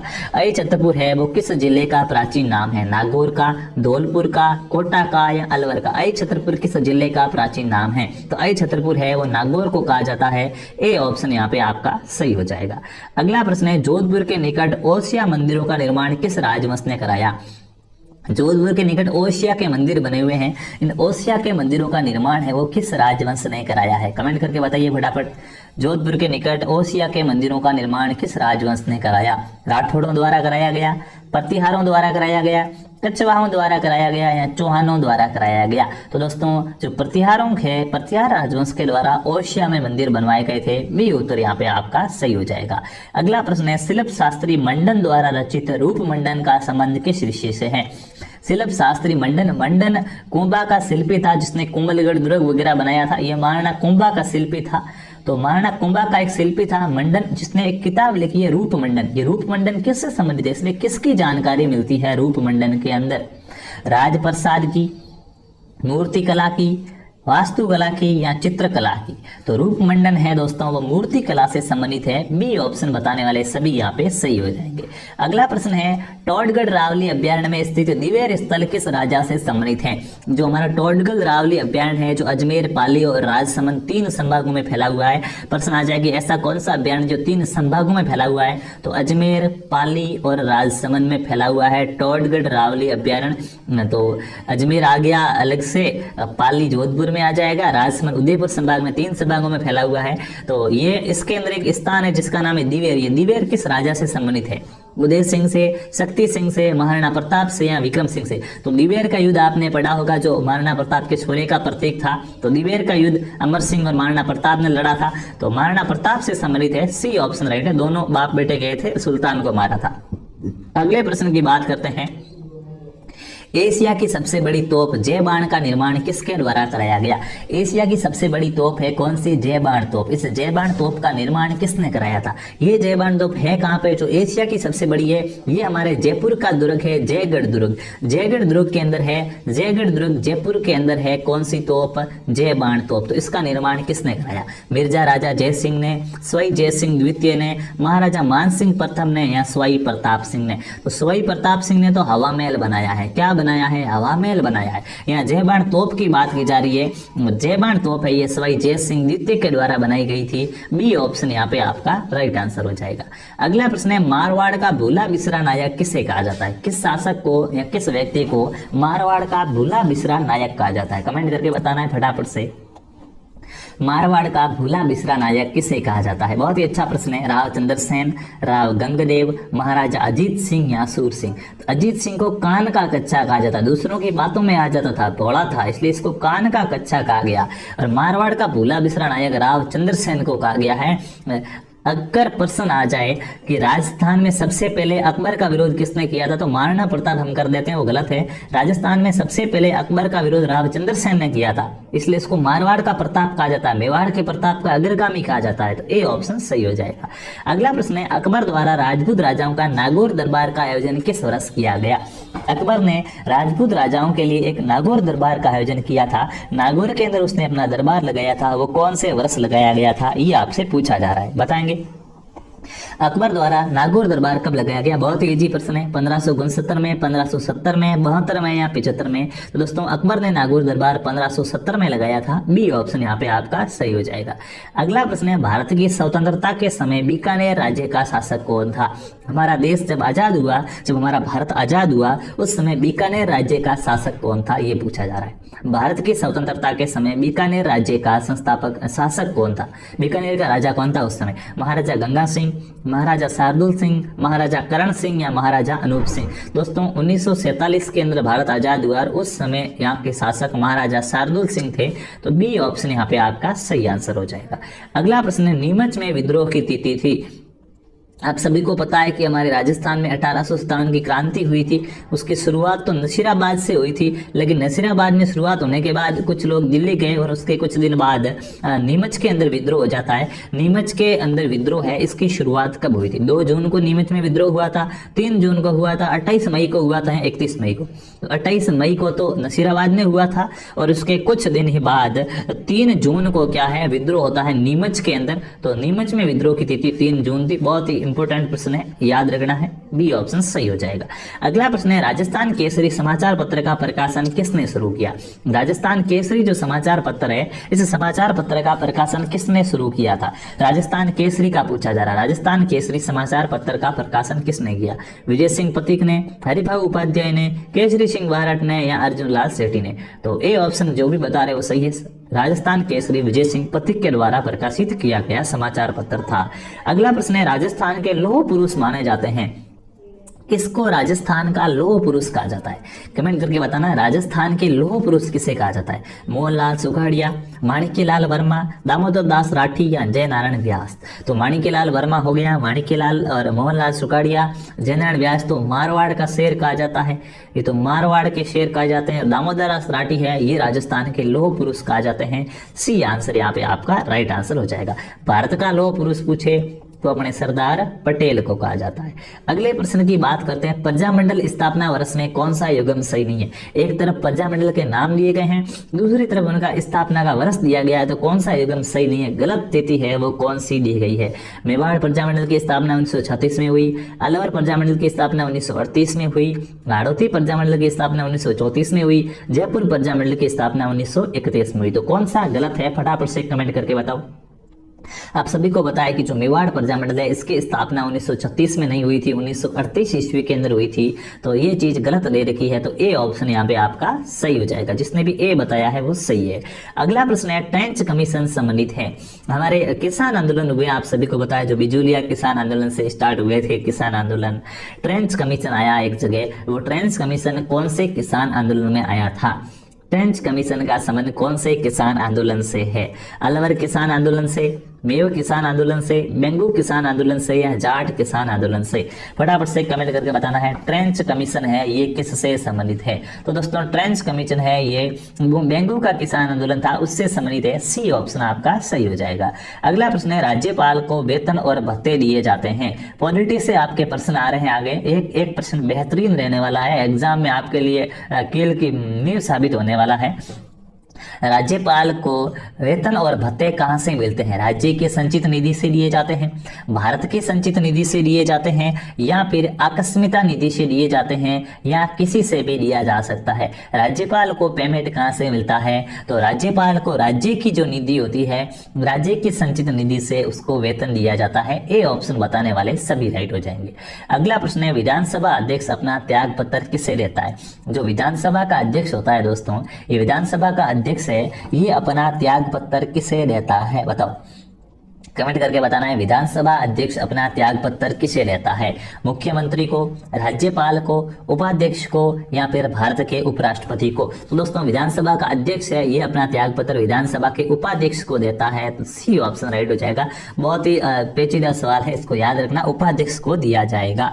अगले प्रश्न की बात करते हैं, भारत के किस राज्य में सर्वप्रथम महिला मुख्यमंत्री बनी थी? भारत का वो कौन सा राज्य है जिसकी सबसे पहली महिला मुख्यमंत्री बनी थी? उसकी मुख्यमंत्री है वो सबसे पहले महिला बनी थी। भारत के किस राज्य में सबसे पहली महिला मुख्यमंत्री बनी थी? अगर आपको याद नहीं हो तो हिंट दे दो आपके लिए, सुचिता कृपलानी को याद कीजिएगा। इस महिला का नाम सुचिता कृपलानी था, जो सबसे पहले किसी राज्य की मुख्यमंत्री बनती है महिला के रूप में, और ये हमारे उत्तर प्रदेश की मुख्यमंत्री बनी थी। कहाँ की मुख्यमंत्री बनी थी सुचिता कृपलानी? उत्तर प्रदेश की। ए ऑप्शन बताने वाले सभी यहाँ पे सही हो जाएंगे। अगला प्रश्न है, राज्य में वित्तीय लेखाओं पर नियंत्रण करता है। राज्य के जितने भी वित्तीय लेखाएं होता है, हिसाब किताब का काम होता है, इस हिसाब किताब के काम पे कंट्रोल करने का काम कौन करता है? इसका पूरा नियंत्रण कौन करता है? बताएंगे, कमेंट करके बताना। बहुत ही अच्छा प्रश्न है। राज्य के वित्तीय लेखाओं पर नियंत्रण कौन करता है? राज्यपाल करता है, मुख्यमंत्री करता है, राज्य वित्त सचिव करता है, या इनमें से कोई नहीं करता है? बहुत ही अच्छा प्रश्न है, कमेंट करके बताना। कुछ प्रश्न ऐसे भी आते हैं। तो जो CAG होता है, नियंत्रक व महालेखा परीक्षण, जिसे हम केग कहते हैं, ये केग वित्तीय लेखाओं पर नियंत्रण करता है। तो इसमें ऑप्शन नहीं है, तो डी राइट हो जाएगा कि इनमें से कोई नहीं। देखिएगा कुछ प्रश्न ऐसे भी आते हैं। डी होगा, CAG के द्वारा नियंत्रण किया जाता है, वित्त आयोग नहीं करता है। डी ऑप्शन सही हो जाएगा। अगला प्रश्न है, लोकसभा की कार्यवाही आयोजित करने के लिए अपेक्षित गणपूर्ति या कोरम है। अगर हमें लोकसभा की कार्यवाही आयोजित करवानी है तो उसके लिए गणपूर्ति या कोरम की संख्या है वो कितनी होनी चाहिए? 1/6 भाग, 1/8 भाग, 1/10 भाग, या 1/5 भाग? लोकसभा के लिए कोरम कितना है? कमेंट करके बताना है। लोकसभा के लिए दोस्तों क्वोरम कितना होता है, 1/10 भाग होता है। तो यहाँ पे जो भी सी आंसर बता रहे हैं वो सभी के सभी सही हो जाएंगे। अगला प्रश्न है, राजस्थान की पहली महिला मुख्यमंत्री है। बताओ भाई, राजस्थान की पहली महिला मुख्यमंत्री कौन बनी थी? कमला बेनीवाल, शारदा भार्गव, नगेंद्र बाला और वसुंधरा राजे। राजस्थान की पहली महिला मुख्यमंत्री कौन बनी थी? फटाफट से कमेंट करके बता रहे हैं। तो आप सभी को पता है कि राजस्थान की जो पहली महिला मुख्यमंत्री है वो वसुंधरा राजे बनी थी। कौन बनी थी? वसुंधरा राजे बनी थी। डी ऑप्शन यहाँ पे आपका सही जवाब हो जाएगा। अगला प्रश्न है, संविधान में हमारे राष्ट्र का उल्लेख किस नाम से किया गया है? भारतीय जो संविधान है, इस संविधान में हमारे देश का नाम क्या लिखा गया है, ये आपसे पूछा जा रहा है। भारत के संविधान के अंदर हमारा राष्ट्र जो हमारा देश है, इस देश का नाम क्या है? भारत और इंडिया नाम लिखा गया है भारत के लिए, केवल भारत लिखा गया है, हिंदुस्तान और इंडिया लिखा गया है, भारत हिंदुस्तान और इंडिया लिखा गया। बहुत ही अच्छा प्रश्न, कमेंट करके बताना है। सारे प्रश्न एक में एक प्रश्न है और बहुत ही अच्छे प्रकार से आपके लिए यूं एग्जाम की तैयारी को भरपूर मोटिवेट करने वाले होंगे।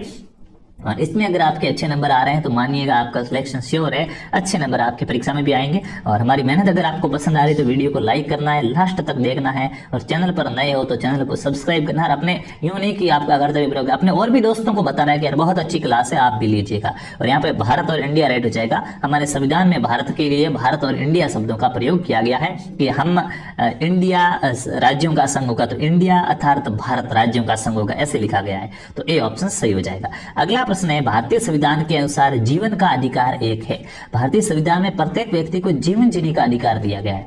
तो भारतीय संविधान के अनुसार ये जीवन का अधिकार है, कैसा अधिकार है, कैसा अधिकार दिया गया है जीवन जीने का? राजनीतिक अधिकार है, आर्थिक अधिकार है, मौलिक अधिकार है या धार्मिक अधिकार है? भारतीय संविधान के अनुसार जीवन जीने का अधिकार है, ये कैसा अधिकार है? फटाफट से कमेंट करके बताना है।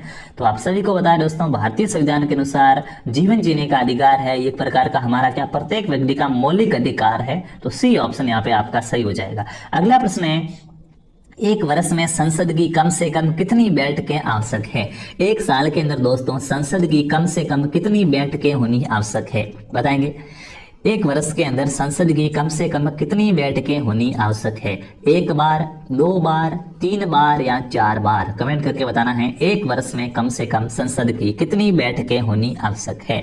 तो दोस्तों एक वर्ष में कम से कम संसद की 2 बार बैठक होनी क्या है, आवश्यक है। बी ऑप्शन राइट हो जाएगा।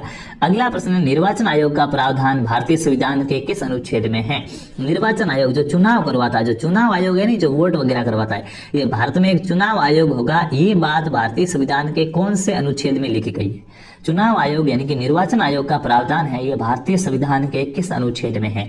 अनुच्छेद 355 में, अनुच्छेद 256 में, अनुच्छेद 324 में या अनुच्छेद 320 में? भारतीय संविधान के लिए निर्वाचन आयोग, तो निर्वाचन आयोग अनुच्छेद 324 के अंदर दिया गया है। ऑप्शन सी बताने वाले सभी दोस्त राइट हो जाएंगे। बहुत बहुत बधाई कि आपका उत्तर सही हो रहा है। अगर नहीं हो रहा है तो कोई बात नहीं, अच्छे प्रकार से तैयारी करनी, इन प्रश्नों को रट लीजिएगा। अपने राजस्थान भूगोल के प्रश्न आ चुके हैं वापस से। राजस्थान भूगोल के प्रश्न में पहला प्रश्न है, कुएं और नलकूपों से सिंचाई करने की दृष्टि से सबसे प्रमुख जिला है?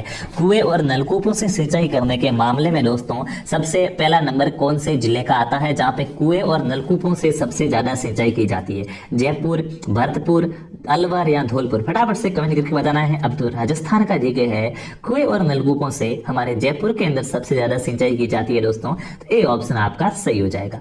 अगला प्रश्न है, दुर्गापुर केसर एक किस्म है। दुर्गापुर केसर है, ये किसकी किस्म है आपको बताना है।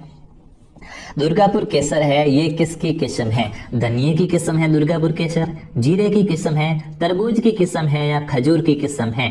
किस फसल का बीज होता है दुर्गापुर केसर नाम का? तो दोस्तों दुर्गापुर केसर है, ये बहुत बहुत इंपॉर्टेंट प्रश्न है आपका।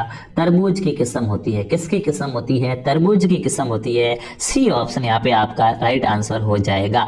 अगले प्रश्न की बात करते हैं। हमारा अगला प्रश्न है, आर्थिक समीक्षा 2021-22 के अनुसार वर्तमान में राजस्थान के कितने खनिजों का खनन हो रहा है? आर्थिक समीक्षा से आपके करंट अफेयर के साथ में जुड़ के एग्जाम में काफी प्रश्न आएंगे और हमने वहां पे इनका समावेश किया है। आपका पूरा सिलेबस के अकॉर्डिंग पेपर बना है। तो आर्थिक समीक्षा 2021-22 के अनुसार भारत में अभी राजस्थान से कितने खनिजों का खनन हो रहा है? राजस्थान से अभी कितने प्रकार के खनिज निकलते हैं? आर्थिक समीक्षा के आधार पर आपको ये बताना है। तो आर्थिक समीक्षा के आधार पर दोस्तों राजस्थान से 57 प्रकार के खनिजों का खनन हो रहा है। बी उत्तर वाले सभी यहाँ पे सही हो जाएंगे। अगला प्रश्न है इंदिरा रसोई योजना का प्रारंभ कब किया गया। इंदिरा रसोई योजना है, इस इंदिरा रसोई योजना की शुरुआत कब हुई थी। जो हमें 8 रुपए के अंदर क्या है, 8 रुपए के अंदर जो खाना खिलाती है ना गाड़ी, इस गाड़ी की शुरुआत कब हुई थी ये आपको बताना। इंदिरा रसोई योजना की शुरुआत कब हुई, 20 अगस्त 2020 को, 20 जुलाई 2020 को, 20 मार्च 2020 को या 20 जनवरी 2020 को इंदिरा रसोई योजना की शुरुआत कब हुई थी। तो दोस्तों अगस्त के अंदर शुरू हुई थी इंदिरा रसोई योजना, 20 अगस्त 2020 को इंदिरा रसोई योजना की शुरुआत हुई थी। ए ऑप्शन बताने वाले यहाँ पे सभी दोस्त हमारे राइट हो जाएंगे। अगला प्रश्न है राजस्थान के किस जिले की दशकीय वृद्धि दर सर्वाधिक है। राजस्थान का वो कौन सा जिला है जिसकी दशकीय वृद्धि दर सर्वाधिक है। दशकीय वृद्धि दर का मतलब हो गया 2001 से लेके 2011 10 सालों में उसकी जनसंख्या में वृद्धि सबसे ज्यादा हुई है, उसे दशकीय वृद्धि दर कहते हैं। तो दशकीय वृद्धि दर 10 सालों में सबसे ज्यादा जनसंख्या कौन से जिले की बढ़ी है, जैसलमेर की, बाड़मेर की, जयपुर की या जोधपुर की। तो दोस्तों हमारा जो बाड़मेर जिला है इसकी दशकीय वृद्धि दर सर्वाधिक है, बी ऑप्शन यहाँ पे आपका सही जवाब हो जाएगा। अगला प्रश्न है ग्रेनाइट की पॉलिश और कटाई की इकाइयां राजस्थान के किस जिले में पाई जाती है। जो ग्रेनाइट होता है, ग्रेनाइट की पॉलिश और उसकी कटाई करने की जो फैक्ट्रियां है, जो इकाइयां हैं, वो राजस्थान के कौन से जिलों में पाई जाती है। कमेंट करके बताएंगे फटाफट से क्या जवाब हो जाएगा आपका। चित्तौड़गढ़, जोधपुर, उदयपुर या उपरोक्त सभी। कमेंट कीजिएगा फटाफट से ग्रेनाइट की कटाई और पॉलिश की इकाइयां कहाँ पाई जाती है। तो जब उपरोक्त सभी मिले तब तो हम और कुछ सोचते ही नहीं है, बिल्कुल सही जवाब है चित्तौड़गढ़, उदयपुर, जोधपुर सभी जगह यहाँ पे है, तो डी ऑप्शन सही हो जाएगा। उपरोक्त सभी बताने वाले सभी भाई बहन सही है। अगला प्रश्न है मोठ, ज्वार, बाजरा किस प्रकार की फसलें हैं, बताओ भाई। मोठ, ज्वार और बाजरा है, ये किस प्रकार की फसलें हैं। खरीफ की फसलें हैं, रबी की है, जायद की है या नकद की है। मोठ, ज्वार, बाजरा किस प्रकार की फसलें हैं। तो आप सभी को पता है मोठ, ज्वार, बाजरा गर्मियों में बोई जाती है और जून जुलाई के आसपास जो फसलें बोते हैं हम, वो कौन सी फसलें होती है। एक प्रकार से बाजरा वगैरह ये और बाजरा ये आता किस में है, तो ये खरीफ के अंदर आने वाली फसल है। ए ऑप्शन यहाँ पे आपका राइट हो जाएगा। गेहूं वगैरह होते हैं वो रबी में आते हैं, तरबूज वगैरह, ककड़ी वगैरह ये जायद के अंदर आते हैं। अगला प्रश्न है कौन सा युग्म बेमेल है। जो गलत युग्म है, जो बेमेल है, उसका आपको चयन करना है। ये प्रश्न कई एग्जाम में आ गया, एक में नहीं 10 एग्जाम में आ गया है। अभी ट्रेंडिंग सवाल है ये, हर एग्जाम में आता ही आता है कि कौन सा युग्म गलत है। सरिस्का राष्ट्रीय उद्यान अलवर में है, बिल्कुल सही है। केला देवी राष्ट्रीय उद्यान करौली, राष्ट्रीय मरु उद्यान जैसलमेर, रणथंभौर राष्ट्रीय उद्यान सवाईमाधोपुर। बताओ भाई फटाफट से कमेंट करो कौन सा युग्म गलत दे रखा है। तो देखिएगा केला देवी है वो करौली के अंदर है, जबकि केवला देव राष्ट्रीय उद्यान, केवला देवी माता का मंदिर करौली में, केवला देव राष्ट्रीय उद्यान तो अपना भरतपुर में, जिसको हम घना पक्षी विहार कहते हैं। तो ये फंसाने वाले प्रश्न होते हैं जो क्या है केला देवी करौली करके आप यहाँ का यार सही है कंफ्यूज करते हैं। बी ऑप्शन सही हो जाएगा, गलत दिया हुआ है। अगला प्रश्न है विश्व पर्यावरण दिवस कब मनाया जाता है, बताएंगे। विश्व पर्यावरण दिवस है ये, विश्व पर्यावरण दिवस कब मनाया जाता है। 5 मई को, 5 जून को, 22 मार्च को या 22 अप्रैल को। विश्व पर्यावरण दिवस कब मनाया जाता है, फटाफट से कमेंट करके बताना है विश्व पर्यावरण दिवस हम कब मनाते हैं। कमेंट कीजिएगा विश्व पर्यावरण दिवस। तो दोस्तों विश्व पर्यावरण दिवस आप सभी को पता है हम 5 जून को मनाते हैं। बी ऑप्शन यहाँ पे आपका सही हो जाएगा। अगला प्रश्न है राजस्थान में शुष्क सागवान के वन कहाँ पाए जाते हैं। कमेंट करके बताओ राजस्थान के अंदर शुष्क सागवान के वन हैं, ये कहाँ पे पाए जाते हैं। पश्चिमी राजस्थान में, आबू पर्वतीय क्षेत्र में, डूंगरपुर बांसवाड़ा के क्षेत्र में या अलवर भरतपुर के क्षेत्र में। राजस्थान में शुष्क सागवान के वन कहाँ पाए जाते हैं, तो डूंगरपुर बांसवाड़ा का जो क्षेत्र है यहाँ पे शुष्क सागवान के वन पाए जाते हैं। सी ऑप्शन आपका सही हो जाएगा। अगला प्रश्न है बेतली लघु सिंचाई परियोजना अवस्थित है। बताओ भाई बेतली सिंचाई परियोजना है ये, काफी बार पूछ लिया है ये प्रश्न। तो दोस्तों बहुत मेहनत करके इस क्लास को बनाया गया है, तो क्लास को लाइक जरूर करें, जो भी नए हैं वो सब्सक्राइब जरूर करें। विशेष निवेदन है पीडीएफ और अभी 10-15 फ्री टेस्ट आपको ऐसे कराए जाएंगे, तो उनकी जो लिंक वगैरह है सूचना वो आपको हमारे टेलीग्राम चैनल पर मिलेगी। आरपी स्टडी फेवर हमारा टेलीग्राम चैनल का नाम है। टेलीग्राम पे जाके बड़े अक्षर में सर्च कीजिए आरपी स्टडी फेवर, और जो टेलीग्राम चैनल आएगा उसको ज्वाइन कर लीजिएगा। वहाँ पे आपको तमाम सूचनाएं मिलेगी क्लास से संबंधित, और भी ऐसे आप फ्री टेस्ट अगर ऐप में देना चाहते हैं, यही का ये टेस्ट अगर आप हमारे ऐप में देना चाहते हैं, आप पता करना चाहते हैं कि आपके कितने नंबर आए, कितनी रैंक लगी, तो उसके लिए प्ले स्टोर से आप फ्लाइट टू सक्सेस नाम से हमारा एप्लीकेशन है उसको डाउनलोड कर सकते हैं। फ्लाइट टू सक्सेस नाम से प्ले स्टोर पे आपको ऐप मिलेगा, उस ऐप को डाउनलोड कीजिए, वहां पे आपको ऐसे और भी बहुत से फ्री टेस्ट मिल जाएंगे। और बेतली लघु परियोजना है, इसका हमें पूछा जा रहा है, तो आप सभी को पता होगा बेतली लघु परियोजना हमारी 12 जिले की परियोजना है। बी ऑप्शन यहाँ पे आपका सही हो जाएगा। अगला प्रश्न है जाखम बांध राजस्थान के किस जिले में अवस्थित है। जाखम बांध है ये राजस्थान के कौन से जिले में है, कमेंट करके बताओ।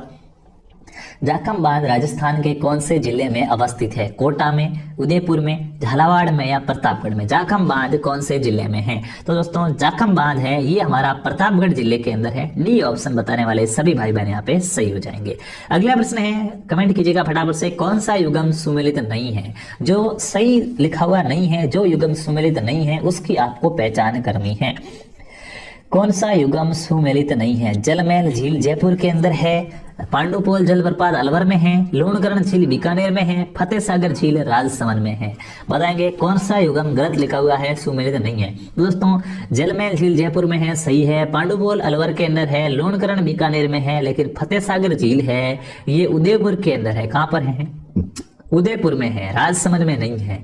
फतेह सागर, पिछोला ये जिले उदयपुर में है, तो डी ऑप्शन सही हो जाएगा। ये बात गलत लिखी हुई है। अगला प्रश्न है, निम्न में से कौन सी फसल मावठ द्वारा लाभान्वित नहीं है? ध्यान रखना, जब भी मावठ द्वारा लाभान्वित का नाम आता है हम गेहूं को कर देते हैं, और गेहूं भी सबसे पहले दिया गया होता है ऑप्शन में, लेकिन इसने पूछा लाभान्वित नहीं है, मतलब जिसको फायदा नहीं मिलता है। तो मावठ होती किस ऋतु में है? शीत ऋतु में होने वाली वर्षा पश्चिमी विक्षोभ से मावठ कहते हैं। शीत ऋतु में हम रबी की फसलें बोएंगे तो रबी की फसलों के लिए वो लाभदायक होगी, तो गेहूं रबी की फसलें लाभदायक है। चना हो गया, सरसों हो गया, कपास हो गया। यहाँ पे हमें पूछा गया लाभदायक कौन सी नहीं है, तो बताओ भाई मावठा होता है वो किसके लिए लाभदायक नहीं होता है? तो सभी को ध्यान होगा यहाँ पे, जो आपकी क्या है खरीफ की फसल होगी, खरीफ की फसल के लिए लाभदायक नहीं है, तो कपास के लिए क्या है? मावठा लाभदायक नहीं होगा। अगले प्रश्न की बात करते हैं, राजस्थान की गिरवा की पहाड़ियां किस जिले में अवस्थित है? बताएंगे दोस्तों, राजस्थान में गिरवा की पहाड़ियां हैं ये कौन से जिले में पाई जाती है? गिरवा की पहाड़ियां राजस्थान के किस जिले में पाई जाती है? उदयपुर के अंदर, बीकानेर में, अजमेर में या करौली में? गिरवा की पहाड़ियां किस जिले में पाई जाती है? तो गिरवा की पहाड़ियां हैं वो हमारी उदयपुर जिले की जो तस्तरी नुमा पहाड़ियां हैं, ऐसी पहाड़ियों को गिरवा की पहाड़ियां कहा जाता है, जो एक प्रकार से क्या कटोरी नुमा, तस्तरी का मतलब कटोरी, ऐसे ऊपर से ऐसे पैक करें तो कटोरी बन जाती है, ये ऐसी कुछ पहाड़ियां हैं, इन पहाड़ियों को गिरवा की पहाड़ियां कहा जाता है। अगले प्रश्न की बात करते हैं। अगला प्रश्न है, ALU का अर्थ है, कंप्यूटर से आपका प्रश्न आया है, कंप्यूटर से प्रश्न पूछे गए हैं आपके एग्जाम के अंदर। देखिएगा ALU का अर्थ है, इसको एग्जाम मानना है अच्छे प्रकार से, तभी क्या है आराम से अपना नंबर आएगा। मेहनत कीजिए दोस्तों जमकर, ये दुनिया देखती रह जाएगी, किसी चीज के पीछे भागने की आवश्यकता नहीं रहेगी। बस अपने आप को उस काबिल बनाइए कि प्रत्येक चीज है वो हमारे पीछे भागे। लेकिन ध्यान रखना, सर्दियां हैं, सर्दियों में आप मोजे पहनते होंगे, मोजे हमेशा धोकर पहनना, नहीं तो कुछ ऐसा ना हो जाए कि सफलता आपके कदम चूमने आए और मोजे सूंघ के मर जाए। तो मोजे धोके पहनना है, सफलता आपके कदम चूमेगी। यहाँ से अच्छे प्रकार से तैयारी भी करनी है, मजाक था, ठीक है, आपको तैयारी करनी है अच्छे प्रकार से। ALU का अर्थ क्या है? तो ALU का अर्थ होता है अर्थमेटिकल लॉजिक यूनिट। क्या होता है? कंप्यूटर के CPU में पाई जाती है अर्थमेटिकल लॉजिकल यूनिट, जो गणनाएं करने का काम करती है। तो ए ऑप्शन यहाँ पे आपका बिल्कुल ही सही हो जाएगा। अगले प्रश्न की बात करते हैं, कौन सी डिवाइस डाटा और प्रोग्राम के बीच का अंतर समझ सकती है?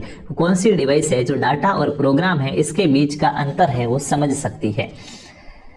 बताएंगे कौन सी डिवाइस डाटा और प्रोग्राम के बीच का अंतर समझ सकती है? Input device, output device, memory या माइक्रो प्रोसेसर? कमेंट करके बताना है कौन सी डिवाइस डाटा और कंप्यूटर जो प्रोग्राम होते हैं उनके बीच का अंतर समझ सकती है। तो दोस्तों सही आंसर डी हो जाएगा, माइक्रो प्रोसेसर है ये डाटा और प्रोग्राम के बीच का अंतर समझ सकती है।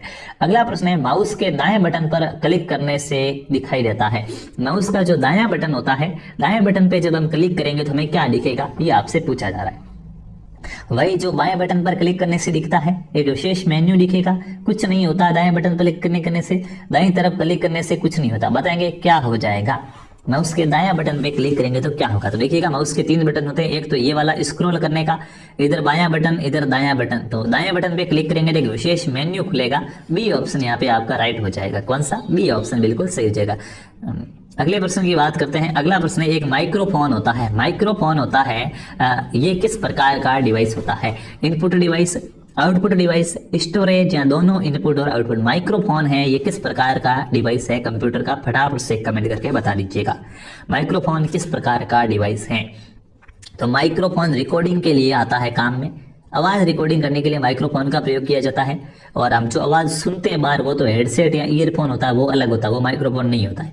तो अंदर जा रही है तो इनपुट डिवाइस में आएगा। कैसे डिवाइस में आएगा? इनपुट डिवाइस में आएगा। माइक्रोफोन एक प्रकार का इनपुट डिवाइस होता है। अगला प्रश्न है, ब्लू रे डिस्क है। कंप्यूटर में काफी अच्छे खासे प्रश्न आपसे एग्जाम में पूछे जाएंगे, जिनका लेवल बेहतरीन लेवल होगा, अच्छे प्रकार से मेहनत करने की आवश्यकता रहेगी आपको। तो ब्लू रे डिस्क है ये क्या है? आईसी उपकरण है, प्रकाशिक उपकरण है, उपरोक्त दोनों हैं या इनमें से कोई नहीं है, बताएंगे। ब्लू रे डिस्क है, ये ब्लू रे डिस्क किस प्रकार का उपकरण है, ये आपसे पूछा जा रहा है। ब्लू रे डिस्क किस प्रकार का उपकरण है?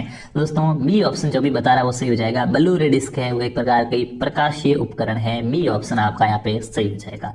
अगला प्रश्न है, लिनक्स एक प्रकार का सॉफ्टवेयर है। लिनक्स है ये किस प्रकार का सॉफ्टवेयर है? बहुत ही अच्छा और बेहतरीन सवाल है, रट लेना। लिनक्स है वो किस प्रकार का सॉफ्टवेयर है? एडवेयर सॉफ्टवेयर है, ओपन सोर्स सॉफ्टवेयर है, कॉमिलर सॉफ्टवेयर है या एप्लीकेशन सॉफ्टवेयर है? लिनक्स किस प्रकार का सॉफ्टवेयर है? तो दोस्तों लिनक्स है वो ओपन सोर्स सॉफ्टवेयर है। कैसा सॉफ्टवेयर है? ओपन सोर्स सॉफ्टवेयर है, बी उत्तर सही हो जाएगा।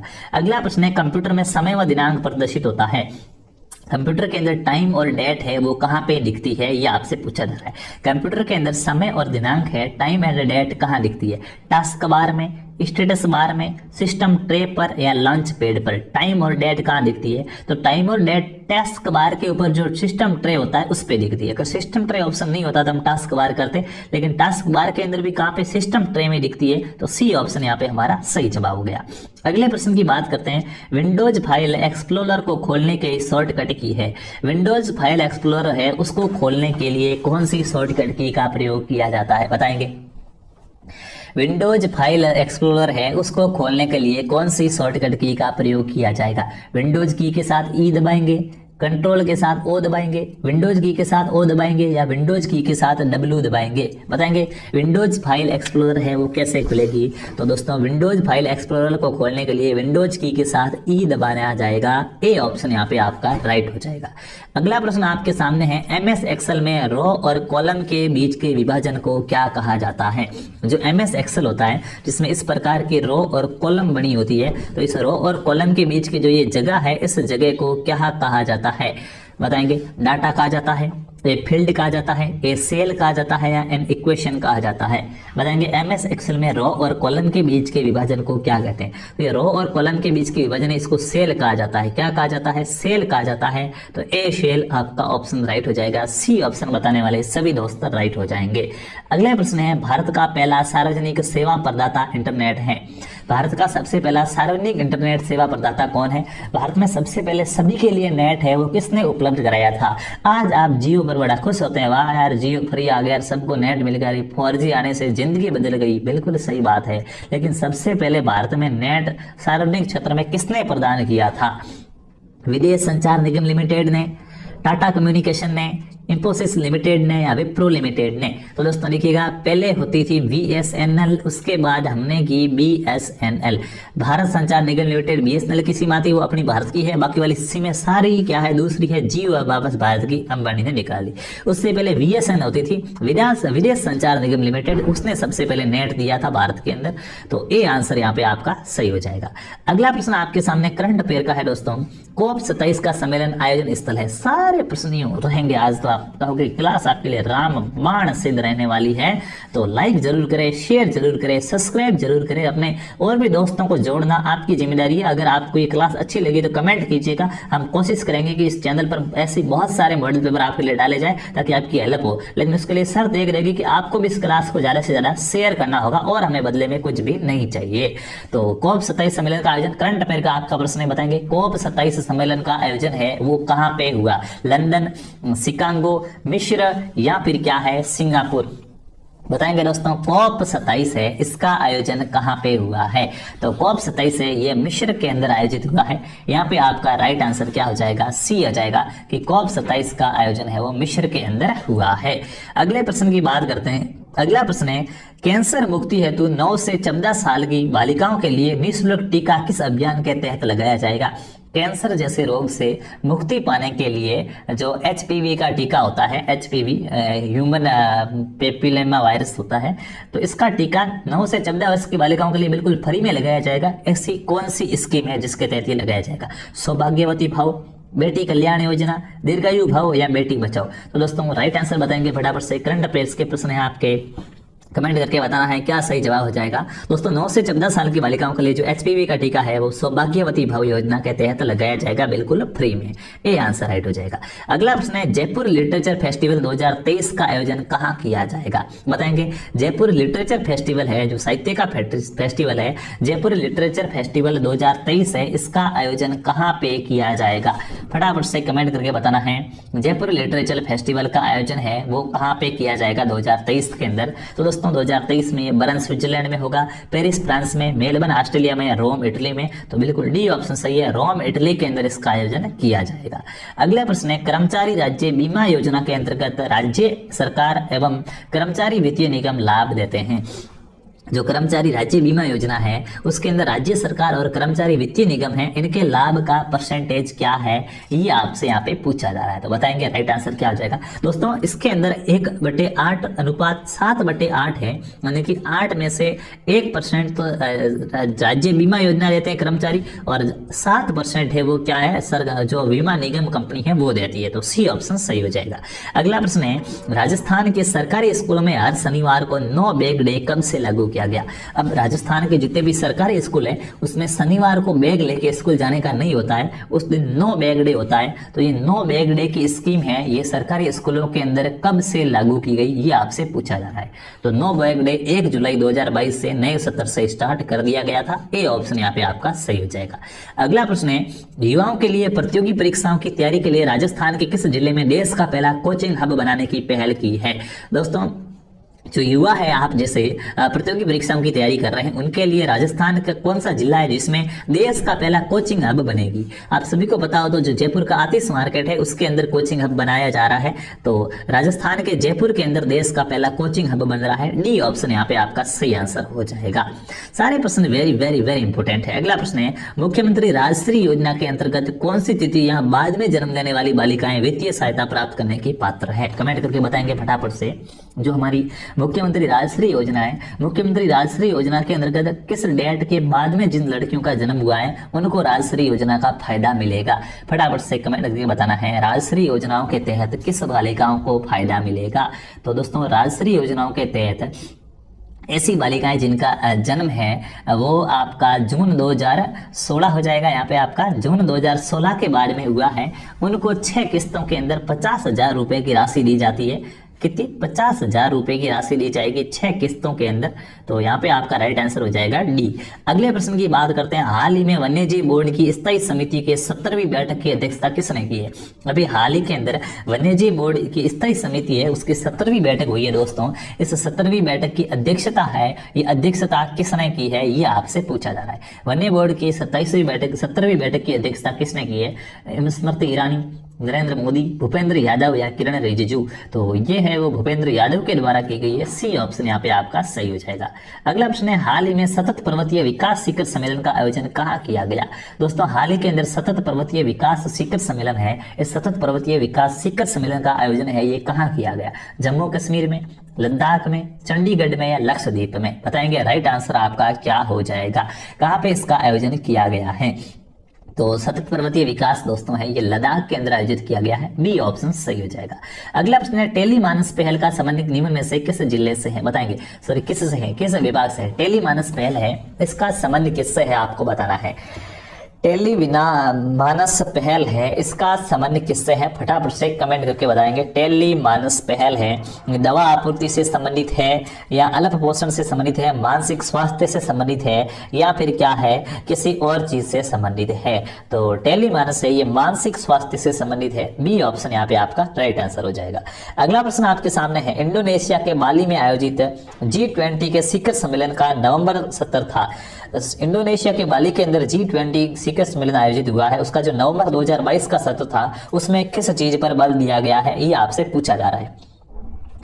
फटाफट से बताएंगे आपका राइट आंसर क्या हो जाएगा। इसमें किस चीज पर बल दिया गया था? तो इसमें खाद्य और ऊर्जा सुरक्षा और उर्वरक संकट, खाद्य और संघर्ष विराम, टैलेंट, टेक्नोलॉजी और इनोवेशन। तो खाद्य और ऊर्जा सुरक्षा के बात पर की गई यहाँ पे ए ऑप्शन सही हो जाएगा। अगला प्रश्न आपके सामने राज्य बजट 2022-23 में घोषित इंदिरा गांधी शहरी रोजगार गारंटी योजना कब लागू की गई? राजस्थान का जो 2022-23 का बजट था उसमें इंदिरा गांधी शहरी रोजगार गारंटी योजना की घोषणा की गई है। ये इंदिरा गांधी शहरी जैसे गांवों में चलती है महात्मा गांधी ग्रामीण रोजगार गारंटी योजना, उसी प्रकार शहरों के लिए इंदिरा गांधी शहरी रोजगार गारंटी योजना स्टार्ट किया गया।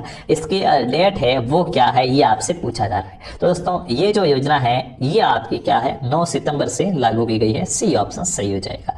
अगला प्रश्न है, राजस्थान के किस जिले में दुर्लभ खनन यूरेनियम के उत्खनन हेतु LOI जारी की गई है? राजस्थान के कौन से जिले के अंदर जो यूरेनियम है, यूरेनियम के उत्खनन के लिए LOI जारी की गई है, बताना है।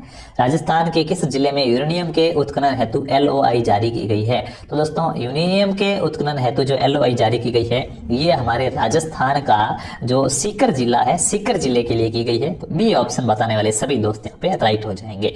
अगले प्रश्न की बात करते हैं। अगला प्रश्न है, काजरी जोधपुर द्वारा किस तकनीक के माध्यम से अंजीर की किस्म को मारवाड़ क्षेत्र में उगाने की कवायद की जा रही है? काजरी संस्थान है जो जोधपुर की, ये जो अंजीर है, इस अंजीर की तकनीक, अंजीर को किस तकनीक के माध्यम से जो मारवाड़ क्षेत्र है, जो जोधपुर का इलाका है, उसमें अंजीर का उत्पादन करने का कार्य कर रही है, इस पे वो प्रोग्रेस कर रही है। तो बताएंगे कौन सा आपका राइट आंसर हो जाएगा। अंजीर मारवाड़ में किस तकनीक के तहत उगाई जा रही है? कलम रोपण, ऊतक संवर्धन, जीन अभियंत्रिकी या संकरण? दोस्तों ऊतक संवर्धन के माध्यम से काजरी है ये संस्था जोधपुर में अंजीर उगाएगी। बी ऑप्शन आपका राइट हो जाएगा। अगला प्रश्न आपके सामने, हाल ही में राजस्थानी भाषा को संविधान की 8वीं अनुसूची में शामिल करने की मांग की जा रही है। वर्तमान के अंदर जो हम राजस्थान के निवासी हैं, राजस्थानी भाषा है, इस राजस्थानी भाषा को संविधान की 8वीं अनुसूची में शामिल करने की मांग की जा रही है। ये मांग है वो कौन सी समिति के द्वारा की जाती है? बहुत ही अच्छे प्रश्न है। एक बार आप चैनल को सब्सक्राइब कीजिएगा। टेलीग्राम चैनल है हमारा RP स्टडी फेवर, उसको जरूर से जरूर ज्वाइन कर दीजिएगा ताकि वहां पे भी आपको सूचना मिले, क्लासें मिले। चैनल को सब्सक्राइब कीजिए, लाइक कीजिए। और ये जो मांग है ये राजस्थानी युवा समिति के द्वारा की जा रही है। राजस्थानी युवा समिति है वो विभिन्न प्रांतों में जाकर अपने आंदोलन और सम्मेलन करा के राजस्थानी भाषा को मांग करने की, मान्यता दिलाने की मांग कर रही है और युवाओं को जोड़ रही है। बी ऑप्शन सही हो जाएगा। अगला प्रश्न आपके सामने अब गणित का आ गया है। अब देखिएगा हमारे 130 प्रश्न हो चुके हैं। बहुत ही बेहतरीन तरीके से हम मॉडल पेपर करते जा रहे हैं। मजा आ रहा होगा आपको भी, उम्मीद है, और पूरी कोशिश की कि आपको अच्छा लगे। अब 130 से 140 प्रश्न तक हमारे गणित के रहेंगे, फिर 140 से 150 प्रश्न तक हमारे इंग्लिश के प्रश्न रहेंगे। और गणित भी बहुत ही अच्छे प्रकार से है, मुझे उम्मीद है आपको पूर्ण रूप से समझ में आएगी। तो चलिए गणित के प्रश्न आपके यहाँ पे हमारे स्टार्ट हो चुके हैं। यदि एक संख्या के 5 गुने को 10 से भाग देने पर भागफल 4 प्राप्त होता है।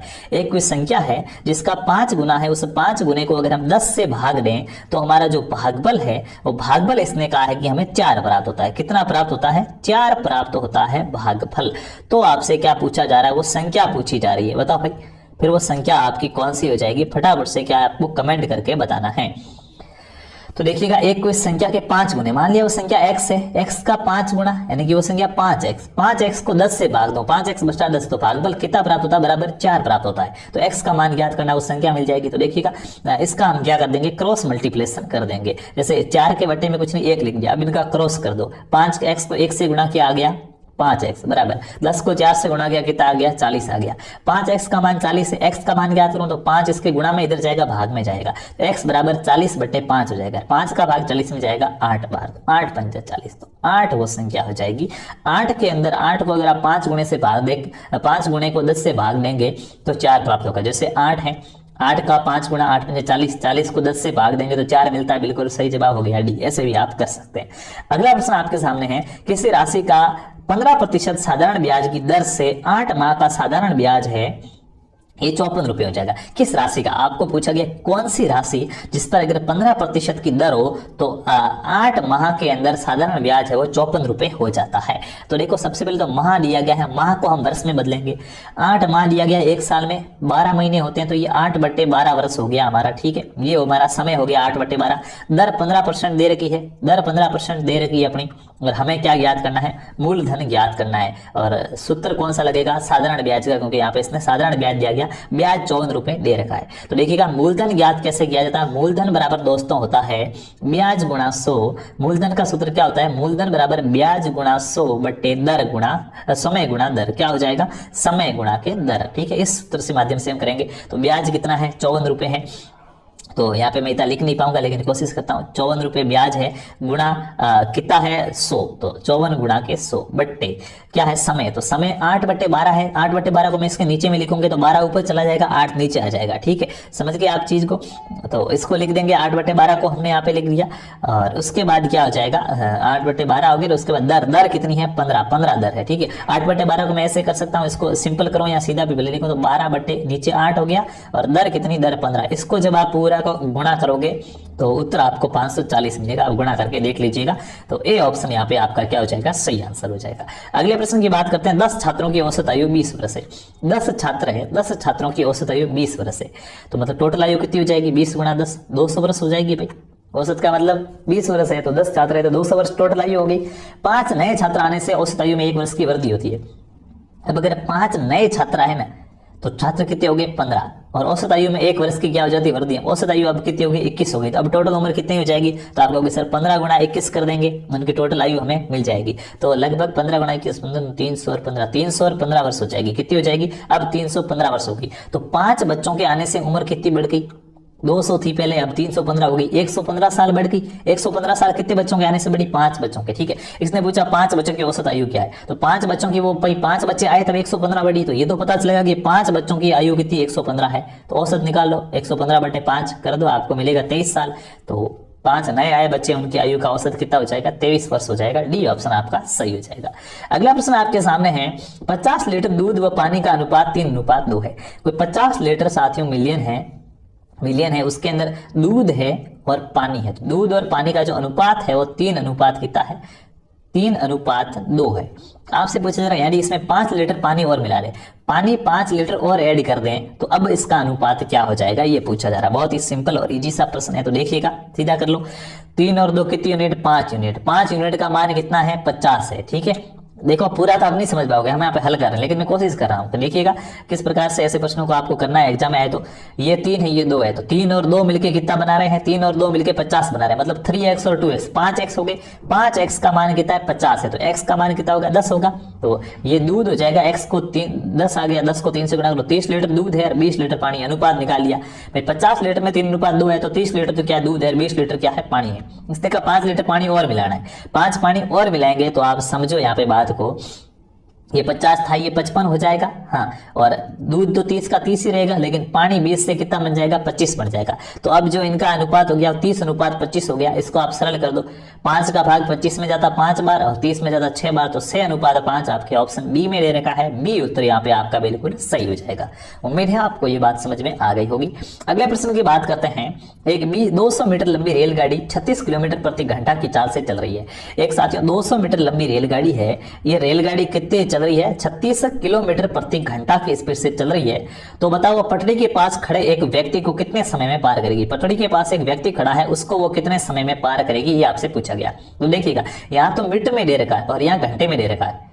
किलोमीटर में दे रखा होता तो या तो किलोमीटर प्रति घंटा दे रखा है या मीटर दे रखा, तो पहले हमें इस किलोमीटर प्रति घंटा को मीटर प्रति सेकंड में बदलना होगा। तो किलोमीटर प्रति घंटा है 36, इसको मीटर प्रति सेकंड में जब भी बदलेंगे तो 5/18 से गुणा किया जाएगा। अगर आपको मीटर प्रति सेकंड दे रखा है, उसको किलोमीटर में बदलना है तो 18/5 से गुणा करेंगे, और किलोमीटर प्रति घंटा दे रखा है जैसे अभी दे रखा है, इसको मीटर प्रति सेकंड में बदलना है तो 5/18 से करेंगे गुणा। 18 का 18, 18 दूनी 36 हो गए, 2 5 दूनी 10 हो गए, यानी कि इसकी चाल कितनी है, 10 मीटर प्रति सेकंड चाल हो गई। 1 सेकंड में रेलगाड़ी 10 मीटर चल रही है और लंबी कितनी 200 मीटर है। तो अब पटरी के पास एक व्यक्ति खड़ा, मतलब वो पटरी से कितने दूर में निकल जाएगी, उसकी खुद की लंबाई निकालनी है। तो टोटल लंबाई है 200 मीटर, उसकी चाल है 10 मीटर प्रति सेकंड, तो भाग दे दो, 10 का भाग 200 में कितनी बार जाएगा, 20 बार जाएगा। तो 20 सेकंड के अंदर रेलगाड़ी क्या करेगी, खंबे को पार कर लेगी। ए ऑप्शन यहाँ पे आपका राइट हो जाएगा। अगले प्रश्न की बात करते हैं। एक वृत्त का क्षेत्रफल 35 मीटर परिमाप और 5.5 मीटर चौड़ाई वाले आयत के क्षेत्रफल के समान है। एक कोई वृत्त है दोस्तों, इस जो वृत्त है, इस वृत्त का क्षेत्रफल आपको दे रखा है, ये क्षेत्रफल 35 मीटर परिमाप वृत्त का वर्ग और 5.5 मीटर चौड़ाई वाले आयत के क्षेत्रफल। अच्छा, आयत का क्षेत्रफल क्या होता है, 2 गुणा के लंबाई प्लस चौड़ाई होता है। चौड़ाई इसने कितनी दी, 5.5, 2 गुणा लंबाई प्लस 5.5 बराबर क्षेत्रफल कितना दे रखा, 35 परिमाप, तो 35 दे रखा है, 35 ये हो गया। हमें लंबाई ज्ञात करनी, लंबाई ज्ञात करने के बाद हम वृत्त का क्षेत्रफल ज्ञात कर लेंगे।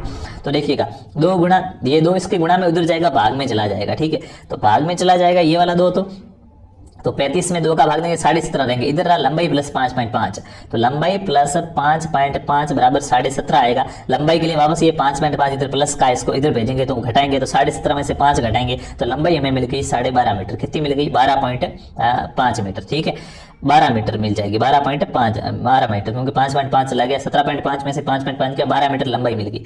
लंबाई 12 मीटर है, चौड़ाई 5 मीटर दे रखी है, तो अब हम आराम से निकाल सकते हैं। हमें पूछा गया आयत का क्षेत्रफल, तो देखिएगा आयत का क्षेत्रफल होता है लंबाई गुणा चौड़ाई, लंबाई गुणा के चौड़ाई। परिमाप होता है 2 गुणा लंबाई प्लस चौड़ाई, और क्षेत्रफल होता है लंबाई गुणा चौड़ाई। तो लंबाई हमने 12 निकाल दी, चौड़ाई 5.5, क्षेत्रफल ज्ञात कर लो। लंबाई 12 है और चौड़ाई 5.5 है, आयत का क्षेत्रफल हम ज्ञात कर लेंगे। तो 12 गुणा 5.5 आप जब करोगे तो 66 वर्ग मीटर आपको क्या मिल जाएगा? आंसर मिल जाएगा, जो आपके ऑप्शन सी में दे रखा है। उम्मीद है आपको ये बात भी समझ में आ गई होगी। अगला प्रश्न है, एक समद्विबाहु त्रिभुज में समान 2 भुजाओं के मध्य बिंदु को मिलाने वाली रेखा की लंबाई 6 सेंटीमीटर है।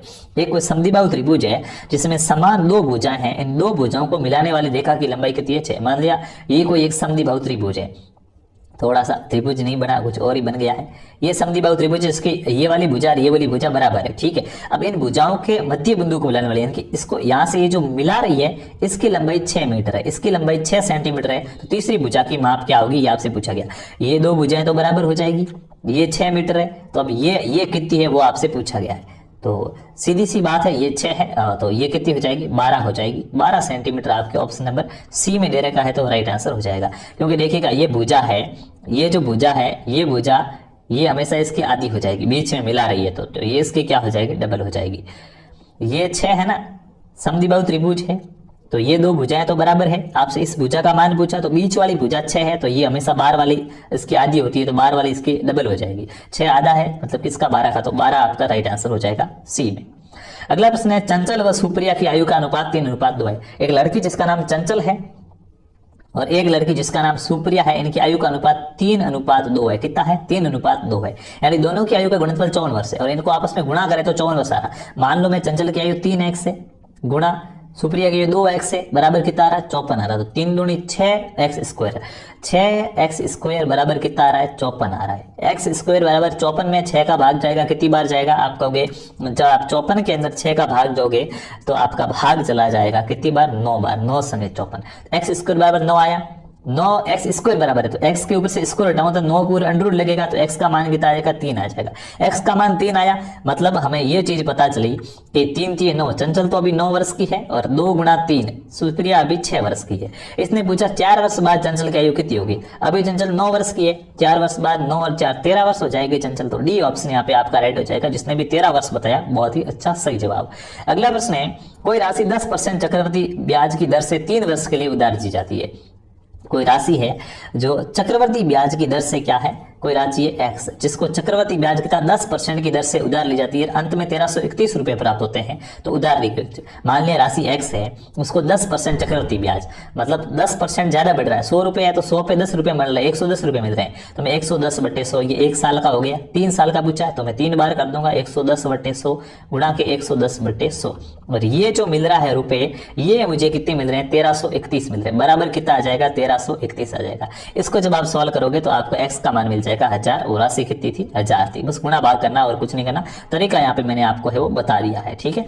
ये आपको फॉर्मूला बनेगा, यहाँ पे पूरा तो मैं लिख नहीं पा रहा हूँ, यही समस्या है, बाकी वो भी आपको बताता। देखिएगा, कोई राशि मान लिया x है, 10% चक्रवृद्धि ब्याज मतलब 110/100, ये 1 साल का हो गया। 3 साल का है तो हम 3 बार करेंगे, 110/100 गुणा के 110/100, बराबर इसने कहा कि रुपए मिल रहे हैं 1331, तो बराबर में आ जाएगा 1331। अब देखो, इस 2 जीरो से ये जीरो कट गया, इस जीरो से ये जीरो कट गया, और इधर 11 यानी कि x है वो इधर गुणा में इधर भाग में चला जाएगा, 11 गुणा 11/100, और इधर है 1331x, तो आपको आंसर मिल जाएगा 1000 रुपए, ठीक है। अगले प्रश्न की बात करते हैं। किसी चुनाव में 2 प्रत्याशी थे, कोई एक चुनाव हुआ था, उस चुनाव में 2 प्रत्याशी थे, एक का नाम ए है, एक का नाम क्या है? बी है, जिसमें एक प्रत्याशी को 65% मत प्राप्त हुए। जिसमें एक व्यक्ति है जिसको तो कितने वोट मिले? मान लिया 100 वोट थे, टोटल वोट कितने थे? 100, 65 वोट इसको मिले, और वो 2100 मतों से विजय हुआ, यानी कि ये 100x है, इसको 65% क्या है? वोट मिले। और कितने वोटों से जीता है? ये 2100 वोटों से जीता, इसको 65 मिले, तो इसको कितने मिलेंगे? 100 में से 65 के पीछे कितने? 35, तो इसको 35 मिले, इसको 65 मिल रहे, इसको 35 मिले, इनके बीच का जो गैप है ये 2100 है। तो कर दो, 65x - 35x है, पीछे 30x रहा, 30x का मान कितना आ रहा है? 30x का मान 2100 आ रहा है, तो 100x का मान निकाल दो, 100 का मान निकाल दो। तो देखिएगा 30x बराबर 2100 आ रहा है, तो 0 से मैं 0 वैसे ही काट दूं, 0 से 0 कट गया। 3 का मान कितना आ रहा है, 3 का मान 210 आ रहा है, तो 3 का भाग दूंगा, ये कितना आ जाएगा, 7 या 21 7 आ जाएगा। तो 1x का मान 7 है, 100x का मान कितना हो जाएगा 700, 0 1 लग गया, 7000 वोट क्या है उस व्यक्ति को मिले हैं। तो टोटल वोट 7000 थे, जिसमें 65% ए को मिले और बाकी वाले बी को मिले, तो सी ऑप्शन आपका यहाँ पे राइट हो जाएगा। अगला प्रश्न आपके इंग्लिश के हैं, मैथ्स के आपके सवाल कंप्लीट होते हैं। अब आपके सवाल दोस्तों किसके आए, इंग्लिश का है। Change active and passive voice, active दी हुई है तो पैसिव बदलनी है, और पैसिव दी हुई है तो आपको क्या है, एक्टिव वॉइस के अंदर बदलना है। विज्ञान आपके जो इंग्लिश के प्रश्न आपके सामने आ चुके हैं, तो फटाफट से बदल के कीजिएगा, आपके क्या राइट आंसर आ जाएगा। Do not read A head novel, do not read A head novel, बताएंगे इसको आपको क्या है, चेंज करना है। किस प्रकार से करेंगे भाई, अब इंग्लिश वाले हैं तो फटाफट से क्या कर दो, आंसर दे दो। जिनको इंग्लिश आती है उनको आती है, जिनको नहीं आती है वो भाई क्या है, कोशिश करो कि आप भी क्या है उत्तर दे पाओ। पूरा सही नहीं, लेकिन थोड़ा बहुत जैसा आप उत्तर दे सकते हो वैसा उत्तर देने की क्या करो, कोशिश करो, ताकि आपका प्रश्न है वो क्या हो सके, सही हो सके। तो late not a bad novel भी रीड हो जाएगा, do not be read A bad novel हो जाएगा, क्योंकि एक बुरा नॉवेल है, गंदा नॉवेल है, वो हमेशा नहीं पढ़ना चाहिए। या फिर क्या, a head novel not be read, एक नॉवेल होता है उसको नहीं पढ़ना चाहिए। या फिर क्या है, we can not read be a bad novel, हम एक बुरे नॉवेल को, हमें एक बुरे नॉवेल को नहीं पढ़ना चाहिए। बताएंगे सही आंसर आपका क्या हो जाएगा, इंतजार रहेगा आपके कमेंट्स का। तो दोस्तों इसका जो सही आंसर हो जाएगा वो आपका हो जाएगा ऑप्शन नंबर कौन सा, यहाँ पे जो भी ए बता रहे हो राइट है। Do not read A head novel, मतलब बुरा नॉवेल हमें नहीं पढ़ना चाहिए, यहाँ पे बी है, बेड है, ठीक है। तो हो जाएगा let not a bad novel be read, यानी कि पैसिव वॉइस में बन जाएगा कि चलिए एक गंदा नॉवेल हमें नहीं पढ़ना चाहिए। ए ऑप्शन बताने वाले सभी राइट हो जाएंगे। अगला प्रश्न है change direct indirect speech, direct indirect speech में चेंज करने का प्रश्न है।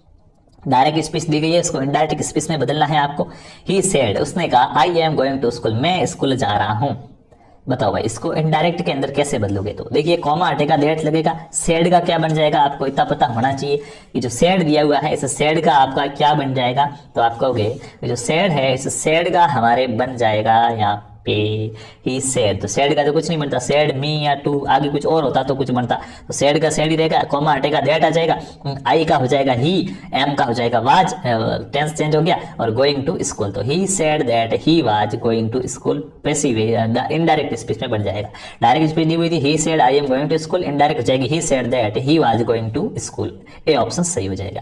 अगला प्रश्न है 10 कैंडिडेट्स खाली जगह फॉर द इंटरव्यू, 10 कैंडिडेट है फॉर द इंटरव्यू, बीच में क्या आएगा वो आपको पूछा गया। Turn up, turn down, turn over या फिर टर्न आउट। बताएंगे 10 कैंडिडेट्स खाली जगह फॉर द इंटरव्यू, बताएंगे आपका सही आंसर क्या हो जाएगा। तो दोस्तों इसके अंदर आ जाएगा turn up, 10 candidates turn up for the interview, A option सही हो जाएगा। अगला प्रश्न है select the option that means the same us the following procedure, एक कहावत यहाँ पे दी गई है, इस कहावत का जो सही अर्थ निकाले वो ऑप्शन चुन करना। One who is out going, one who is out going, जो बाहर रहता हो या बाहर गया है, मतलब प्रवासी वगैरह के लिए कहा जाता है, तो उसके लिए एक शब्द क्या हो जाएगा, कहावत के अंदर आपका ये निकालना है। तो बताएंगे आपका राइट आंसर क्या हो जाएगा यहाँ पे। वन हु क्या है, हु इज आउट गोइंग, यानी कि वो बाहर रहता है। तो यहाँ पे आ जाएगा वेगाबंड, इंट्रोवर्ट, एक्सट्रोवर्ट या एक्सप्लोरर, तो वेगाबंड आपका राइट आंसर हो जाएगा ए ऑप्शन। अगले प्रश्न की बात करते हैं select the correctly spelled word, सही स्पेल जो करेक्टली स्पेल्ड वर्ड है उसका आपको चयन करना है। Select the correctly spelled word, meaning का आपको पता लगाना है कि कौन सी मीनिंग गलत है और कौन सी मीनिंग क्या है सही लिखी गई है। तो बताएंगे राइट आंसर क्या हो जाएगा। PHILIANTHROPST सही है, BUREAUCRCOC है, PEADEATRICN ये पेडेस्ट्रिएशन, ये क्या है आपकी यहाँ पे सी ऑप्शन राइट हो जाएगा, ठीक है। अगले प्रश्न की बात करते हैं the inside address in an official letter constant, एक अंदर का जो पता होता है ऑफिशियल लेटर का उसको आप क्या कहा जाता है, किसके नाम पे लिखा जाता है। Post of the receiver, name of the receiver, address of the receiver या बोथ ए एंड सी। बताएंगे राइट आंसर आपका क्या हो जाएगा, फटाफट से कमेंट करके बताना है राइट आंसर आपका क्या हो जाएगा। तो इसमें हो जाएगा बहुत, हम पोस्ट ऑफ द रिसीवर भी लिख सकते हैं और नेम ऑफ द रिसीवर भी लिख सकते हैं, एक ही बात होगी। तो डी ऑप्शन राइट हो गया। अगला प्रश्न है child born after the death it is his father is called, एक बच्चा जो बाद में जन्मा है उसके पिता की मृत्यु हो चुकी है तो उसे क्या कहेंगे। एक बच्चा जिसके मतलब जन्म बाद में हुआ है, पहले उसके पिता की मृत्यु हो गई, बाद में उस बच्चे का जन्म हुआ, ऐसे बच्चे को क्या कहा जाएगा? An orphan, an dropped child, a waif या ए पोस्टमेंट चिल्ड। बताएंगे आपका राइट आंसर यहाँ पे क्या हो जाएगा। एक बच्चा जिसका जन्म अपने पिता की मृत्यु के बाद में हुआ है उसे हमारे द्वारा क्या कहा जाएगा? फटाफट से कमेंट करना है, तो ये हो जाएगा ए पोस्ट मोस्ट चिल्ड। यहाँ पे आपका डी ऑप्शन बताने वाले सभी दोस्त क्या हो जाएंगे? सही हो जाएंगे। अगला प्रश्न है, choose the right answer from the given alternative. आपको सही आंसर का चूज करना है। इंग्लिश में क्या कहेंगे? हिंदी में अगर मैं बोलूँ कि पानी 100 डिग्री सेंटीग्रेड पर उबलता है तो इसको इंग्लिश में कैसे बोला जाएगा, ये आपको बताना है। हिंदी में अगर मैं बोलूं कि पानी 100 डिग्री सेंटीग्रेड पर उबलता है तो दोस्तों इसको इंग्लिश में कैसे बोला जाएगा वो आपको यहाँ पे क्या है बताना है। तो water boils at 100 degree centigrade, water boil at 100 degree centigrade, water is boiling at 100 degree centigrade, water has boiling at 100 degree centigrade. पानी 100 डिग्री सेंटीग्रेड पर उबलता है, नॉर्मल वाक्य है water boils at 100 degree centigrade. ये ऑप्शन सही हो जाएगा। अगला प्रश्न है 1950 is the year in which India become a republic. आपको आर्टिकल का प्रयोग करना है। 1950 वो वर्ष है जब हमारे भारत का संविधान बना था, संविधान लागू हुआ था, India become a Republic, India एक क्या है गणतंत्र देश बन गया था। तो बताएंगे क्या लगेगा आपके इस आर्टिकल के अंदर? 1950 इज ईयर व्हेन क्या है इंडिया इज बिकम क्या हो गया था? रिपब्लिक। क्या सही आंसर हो जाएगा? फटाफट से कमेंट करके बताएंगे। ए एंड दा का प्रयोग करना है, इसमें इतना आपको सोचने का समय लेना ही नहीं चाहिए। ये तो प्रश्न आपका बहुत ही क्या है इजी से प्रश्न है, इसमें भी आप गलत करोगे फिर मिस्टेक हो जाएगी। ए एंड दा का प्रयोग तो सीख लो, दूसरे हम इंग्लिश में कुछ नहीं कर पाएंगे। लेकिन तो कौन कौन यहाँ पे आपका ऑप्शन नंबर बी बता रहा है कि द हो जाएगा? हाँ, जो भी द बता रहे वो राइट है। 1950 इज द ईयर इन विच क्या है इंडिया बिकम ए रिपब्लिक, तो बी ऑप्शन आपका सही हो जाएगा। अगला प्रश्न नंबर आपका है सिलेक्ट द इनकरेक्टली स्पेल्ड। जो गलत स्पेलिंग लिखी हुई है, इनकरेक्ट लिखा हुआ है, उसको आपको सिलेक्ट करना है। कीजिएगा सेलेक्ट द इनकरेक्टली स्पेल्ड। जो गलत स्पेलिंग लिखी गई है इसका आपको चयन करना है। फटाफट से बताएंगे कौन सी स्पेलिंग गलत लिखी गई है, बताएंगे। TUNNER टनल सही है। WISTL विस्टल ये गलत है भाई। RUSTL सही है। CEREL सही है। विस्टल की स्पेलिंग क्या है? गलत है। विस्टल की स्पेलिंग WISTL नहीं होती है। तो बी ऑप्शन यहाँ पे आपका राइट हो जाएगा। जिसने भी बी उत्तर बताया है उनका उत्तर बिल्कुल क्या है सही हो रहा है। तो दोस्तों ये अपने आज के 150 क्वेश्चन थे। जाना नहीं है कमेंट करके बताओ क्लास कैसी लगी। क्या आप डेली ऐसी क्लास चाहते हैं या नहीं चाहते हैं? देखिए चाहने से काम मिलते हैं, तमन्नाओं के शहर मंजिल पाने के लिए चलना भी जरूरी होता है। तो अगर आप भी चाहते हैं कि ऐसी क्लास डेली हो, डेली ऐसे आपको 150 क्वेश्चन कराए जाए मॉडल पेपर के माध्यम से, सारे विषयों का समावेश किया जाए। ये ऐसा जो आपका पेपर है वो एग्जाम का पैटर्न है और ऐसे ही प्रश्न आपके एग्जाम में पूछे जाने हैं। दुनिया कहने को कुछ भी कह सकती है कि ऐसा आएगा पेपर वैसा आएगा, लेकिन पेपर आएगा तब आपको पता चल जाएगा कि किस प्रकार का आएगा, कौन सच था और कौन झूठ था। अगर आप ऐसी क्लास डेली चाहते हैं तो हमारी क्लास को लाइक करनी है। मेहनत है इस PDF बनाने के अंदर और क्लास को लेने में काफी समय लगता है। 1.5 घंटे से आपके बीच में हो, ना कुछ खाना ना कुछ पीना और अच्छे प्रकार से जुड़े रहे हम। और मुझे भी बड़ा मजा आया इस क्लास को लेकर और आपको भी अगर पढ़ के मजा आया तो क्लास को लाइक कीजिएगा। सबसे विशेष बात है अपने और भी दोस्तों को शेयर करना है, उनको भी जोड़ना है। CET की तैयारी सभी कर रहे हैं, मैं जानता हूं आपके सभी दोस्त CET की तैयारी कर रहे हैं, उनको भी इस क्लास से जोड़िएगा, उनको भी लिंक शेयर कीजिएगा। और आप अगर हमारे चैनल पर पहली बार आए हैं तो चैनल को सब्सक्राइब कीजिएगा। अभी तक सब्सक्राइब नहीं किया तो सब्सक्राइब करके पास में जो घंटे वाला आइकन है उसको ऑल पे क्लिक कर दीजिएगा ताकि आपको हमारी प्रत्येक क्लास की सूचना मिल सके। और हमारा टेलीग्राम ग्रुप है जहाँ पे इस क्लास की आपको PDF मिलेगी, उसका नाम है RP स्टडी फेवर। वहाँ पे कुछ फ्री क्विज टेस्ट सीरीज वगैरह सारा कुछ आपको मिल जाएगा। तो RP study favour Telegram channel को भी आप ज्वाइन कर सकते हैं। और भी हमारे प्रत्येक विषय के क्लासेज आपको हमारे चैनल पर मिल जाएगी, तो उसके लिए आप प्लेलिस्ट पे जाके चेक कीजिएगा। धन्यवाद।